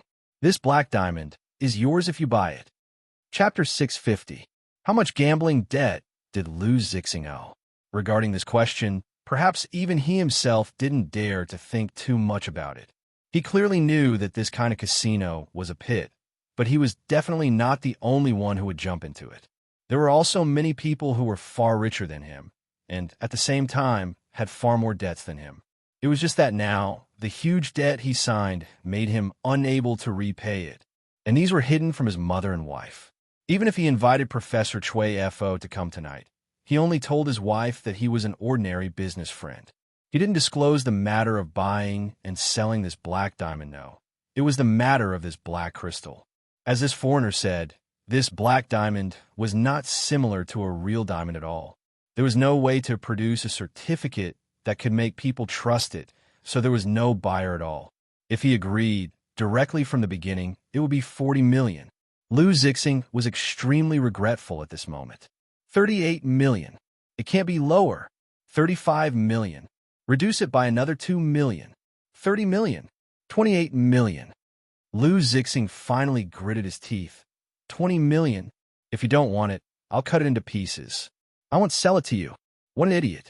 Professor Chui FO sneered in his heart. He slowly turned around and said calmly, 10 million. I'm not as interested in it now. Only 1,000. Lu Zixing almost roared.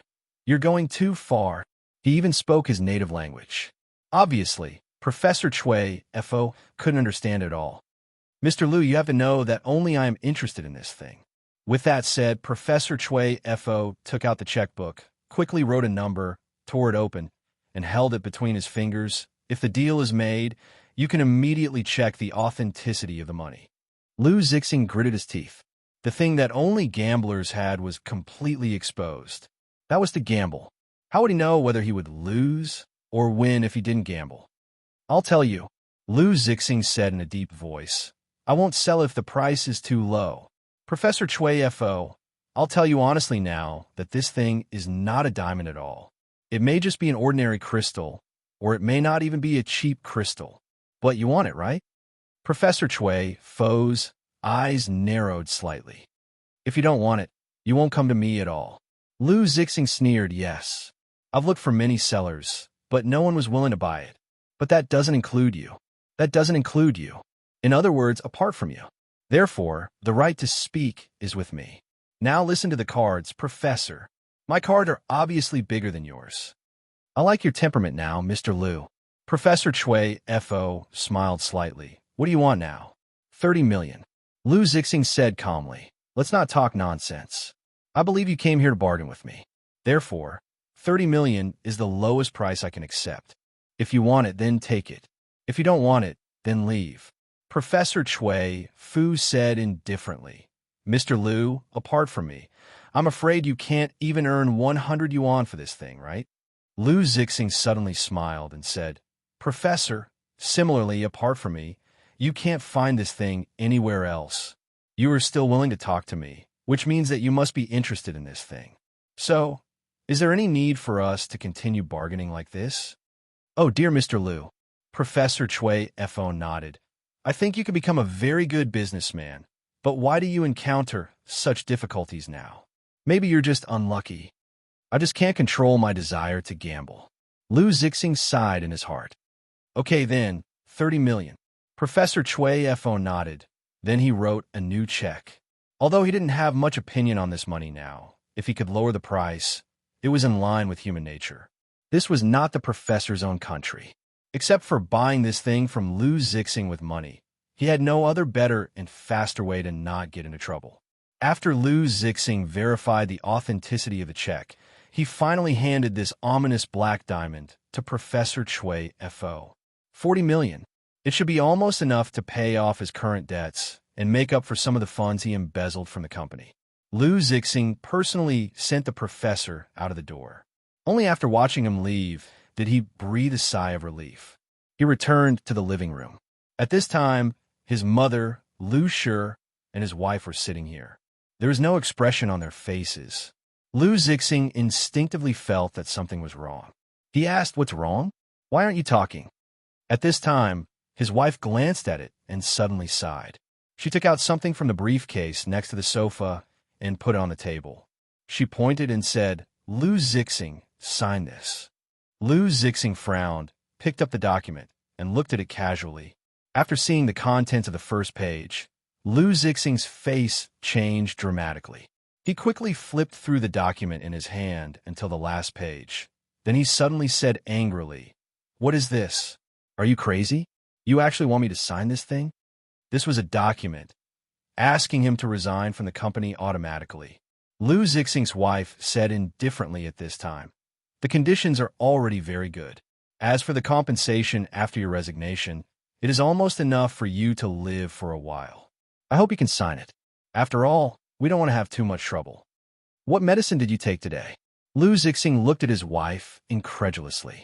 Lu Shi said in a deep voice at this time, she didn't take the wrong medicine. This is what I mean. Lu Zixing, if you sign this thing, it will be good for you. If you don't sign it, then don't blame us. You have embezzled so much of the company's money. Once these things are investigated, you know the consequences. Mom, how can you talk like this? Lu Zixing suddenly felt cold. This was his mother, the mother who doted on him. But now, she was like a stranger. The sense of isolation that far exceeded the feeling of alienation made him instinctively feel frightened. I'm not your mother, Lu Shi said coldly. I don't have a prodigal son like you. Lu Zixing, if you still have a little self-awareness, sign this termination contract, take the compensation, and get out of here. If you are not smart, then don't blame me for using the power of the board of directors to force you out. Board of directors? Lu Zixing was taken aback and subconsciously said, Mom, wife, today is not April Fool's Day. What are you doing? Board of directors? Isn't this funny? The biggest shareholder of the company was originally me. After I took over my father's shares, who can force me out of my position as the chairman? You are no longer the chairman of the company. Lu Shi said indifferently. You don't have any company shares at all. Since you took over the company, you still don't know, right? You've already signed a few share transfer agreements. Impossible. When did I sign this kind of thing? Lu Zixing shook his head. Of course, you don't have an impression. Lu Shi said. How can you have an impression? Didn't you lose money in gambling at that time and come back drunk? You were in a daze. What do you think you have an impression of? Lu Zixing became more and more frightened. His wife did ask him to sign something several times when he went home at night. Could all this be true? I know you won't believe it. These are copies of the transfer documents. Take a look at them yourself. His wife shook her head. She didn't have a cold expression like Lu Shi, but she also took out a stack of documents. Lu Zixing took it with trembling hands and looked at it one by one. But he didn't finish reading it completely. His palms and forehead were already sweating. His signature one by one awakened the memory of when he was coaxed to sign it again and again. You actually did this to me. Why? You said why? Lu Shi stood up with a stern face. Think about what you have done. You gamble every day. Even if you go to work, it is an online casino. Tell me yourself, how much money have you embezzled from the company? Have you ever managed the company's affairs? If it weren't for a few old officials in the company who have been doing things, the company would have been gone long ago. Let me ask you, can you tell the company's financial situation last month? How much is the profit? You can't tell me, right? Let me tell you, there is no profit at all. I can't let all the things your father left behind be lost in your hands. Lu Zixing blushed when he was questioned. Mom, I'm sorry. I'm really sorry. I know I'm wrong. Mom, can you forgive me once for the last time? I promise to change. I will change. Please, I'm your son. You can't do this to me. Wife, you talk to. From now on, there is no you in this family. Lu Shi looked at Lu Zixing as if she was looking at a stranger. You sign. This is because your surname is also Lu. But whether you sign it or not, it's up to you. I don't even want to see you now. I'll give you half an hour. You pack up and get out of this room immediately. How could this be? I'm obviously your son. Don't you care about family affection? But family affection, the air around him seemed to have become cold. Lu Zixing slumped on the ground weakly. He had already used up family affection. He had no family affection. Just like when he killed Lu Ong with his own hands, he didn't feel any pain afterwards. But now, he was expelled from the family and everything was taken away. His mother just looked at him like a stranger. Chapter 651. The Eighth House.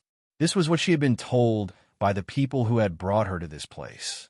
They were all wearing white uniforms and were carrying powerful weapons of mass destruction. And she was just a 5 or 6-year-old child who needed to raise her head to see the chins of these people in white uniforms.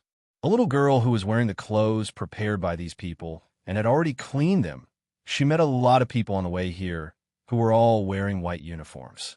She couldn't tell what these people were doing, because for her, everything here was beyond her understanding. Yes, since the tragic death of her parents, this world had been beyond her understanding. The little girl looked at the clothes on her body. It was just a piece of clothing that was directly worn on her body. There was no upper or lower part, not even a bag. It was just like a robe that covered her body. A brooch-like thing was pinned on her chest, with a line of numbers written on it. Her mother had taught her numbers when she was still alive, so she recognized the number written on it, 1031. Go in. From now on, you will live here. As long as you obey the rules, you can survive. As long as you become strong, you can stand out. This is the only advice for you. Welcome to the 8th house. They opened a door in front of her and pushed her directly into this place. After that, the door closed automatically. She was a little scared and leaned against the door of the closed room, looking at everything in front of her. There were many people wearing the same clothes as her. From those who were about her age to those who were about 11 or 12 years old. She found that there were so many children here that she couldn't count them all at once. But these children seemed to be unwilling to get close to her. Even though she had been in this room for several minutes, they just looked at her silently. As a newcomer here, she tried to get in touch with these children who came here earlier than her. Don't come near me. Go away. She had failed many times. Finally, she understood that the people here didn't like others to get close to them. Even if they were in the same room, they all kept a certain distance, as if each territory was marked. Come here. She heard such a voice. It was another girl who was a little older than her, about 10 years old. The girl was also wearing a badge with the words, 791. And the children next to her suddenly looked at her strangely. She looked at these eyes and suddenly remembered those evil dogs who looked at her with hostility. She finally walked to the 10-year-old girl who called her, feeling uneasy. Don't mind them. They are not targeting you, but everyone here. The 10-year-old girl said, the first sentence. Why? She was quite puzzled. The 10-year-old girl smiled and said, because there are no friends here and no one wants to share and play with you. Of course, that includes me. I don't understand. She shook her head. You will understand in the future. That was what the other party had told her. It was a kind of intimate and irresistible feeling. As for why I'm calling you, that's because I'm smarter than all of them. Listen well, from now on, you and I are collaborators. Do you understand? 1031? 1031. Yes, your name is 1031. The 10-year-old girl pointed at her badge at the same time. As for me, it is 791. So she shook her head. I am not 1031. My name is Choi Yun-air. This is the name my mother gave me. Really? 791 shrugged and said, then forget this name. Anyway, in this place, you can only be 1031. I can tell you in advance, if you don't respond when those people outside call you 1031, you will suffer a lot. Do you understand? 1031. My name is Choi Yun-air. This is the name my mother gave me. I'm not 1031. She said loudly, tears in her eyes. Do as you wish. 791 said indifferently. In that case, we won't be partners anymore. Our relationship will only continue when you understand it. Later, she encountered the so-called suffering mentioned by 791. That was the second day she came to the 8th house. She was locked in a small, pitch-black room. She didn't know whether it was day or night. No matter how much she cried, she didn't get any response. She wasn't given anything to eat or drink. She was only released when she was on the verge of death. Do you understand now? 791 came to her again. So, now tell me, what is your name? She shrank her body, even lowered her head, and said in a frightened voice, 1031. It's funny. Then in the next second, she was shocked, lowered her head, and covered her lips with her lips. She bit her lips and bled at the same time. What are you doing? She was frightened again. 791 smiled and said, contract from now on. We are partners. 1031. Kill all the people here with me. Kill all. When she woke up, it was already morning. On the unusually soft hotel bed, Nero sat up. The quilt slid down from her body, revealing the shocking scars on her body. She reached out and touched her lips. Then, she smiled and stretched her body. She sighed and said, Who's having such a good time? Sure enough, it's different to have someone to protect me. Right, boss? Nero tilted her head and looked at the club boss sitting on the sofa in the corner of the hotel suite with his eyes closed. Hearing the sound, Luaccio opened his eyes. He found that the guest didn't intend to hide at all. At this time, she was sitting on the big bed with one hand holding her chin, looking over him scrupulously. Luaccio smiled and said, "It seems that Miss Nero has a good sleep." "Of course." Nero nodded. "Because of a reliable boss like you, of course I can sleep very well. I even had a good dream." "Thank you very much." "You're welcome," Luaccio said indifferently. In addition, there are still 7 hours left of the guest protection time. Nero used 13 hours of the 20 hours of protection to sleep, and she even slept naked. This sleep is really luxurious. Nero stretched again, then walked down from the bed with the thin quilt. She walked to Boss Luo, tilted her head, and looked at him. "Boss, am I not attractive at all?" "Miss Nero's figure is very good." Boss Luo nodded and said, "Very healthy. Legs, do you like them?" Nero suddenly lifted her foot, then gently stepped on Luaccio's side and slowly lifted the quilt on her legs. Unlike the skin left by many scars on the upper body, the skin on her thighs showed a very healthy and smooth color. When the quilt was lifted to a certain extent, even the green blood veins under the almost jade-white skin could be seen. "Do you want to see more?" Nero narrowed her eyes. "You can treat it as a thank you gift for working hard all night, boss." 3 minutes, Luaccio said suddenly. "What?" Luaccio said again. "The time before the end of the protection time has been shortened by 3 minutes, my guest. It's really difficult." Nero sighed and shook her head. "I am actually quite confident about my body. But now it looks like—" Nero turned around, then looked sideways at her shoulder. The cobweb-like scars on her back were very eye-catching. "More or less, it still feels very ugly, right? Miss Nero, if you don't like it, I suggest you buy the service of this small shop." Boss Luo said indifferently, "It is not expensive to remove these scars." "Boss, this script is wrong, right?" Nero said with a smile. "The atmosphere was so good just now. Maybe if you say something cool, I might be conquered." "There's no discount like this, guest," Luaccio said indifferently. "The black card is already your discount voucher. I think I still hate businessmen." Nero shook her head and put down the quilt on her body. She was only wearing a pair of underwear, as if she was not there at all. She greeted, "I'll take a shower first. Can you help me call for breakfast service?" "Of course." Luaccio smiled. "I wish you a pleasant bath. You can come in and see at any time." Nero shrugged. "I'm not closing the door." The hot water flowed all the way down from above. Nero closed her eyes. After a long time, she turned off the nozzle and watched the water dripping from her wet hair. "Sure enough, if I completely relax, I will still dream." She shook her head, brushed her hair behind her head, and then wrote a few numbers on the fog-covered mirror with her finger. 10:31. She wiped it with her palm again, shrugged, then took a towel and hung it around her neck, and walked out of the bathroom directly. "Boss, is breakfast here? I'm hungry." "So, are you really not going to wear clothes?"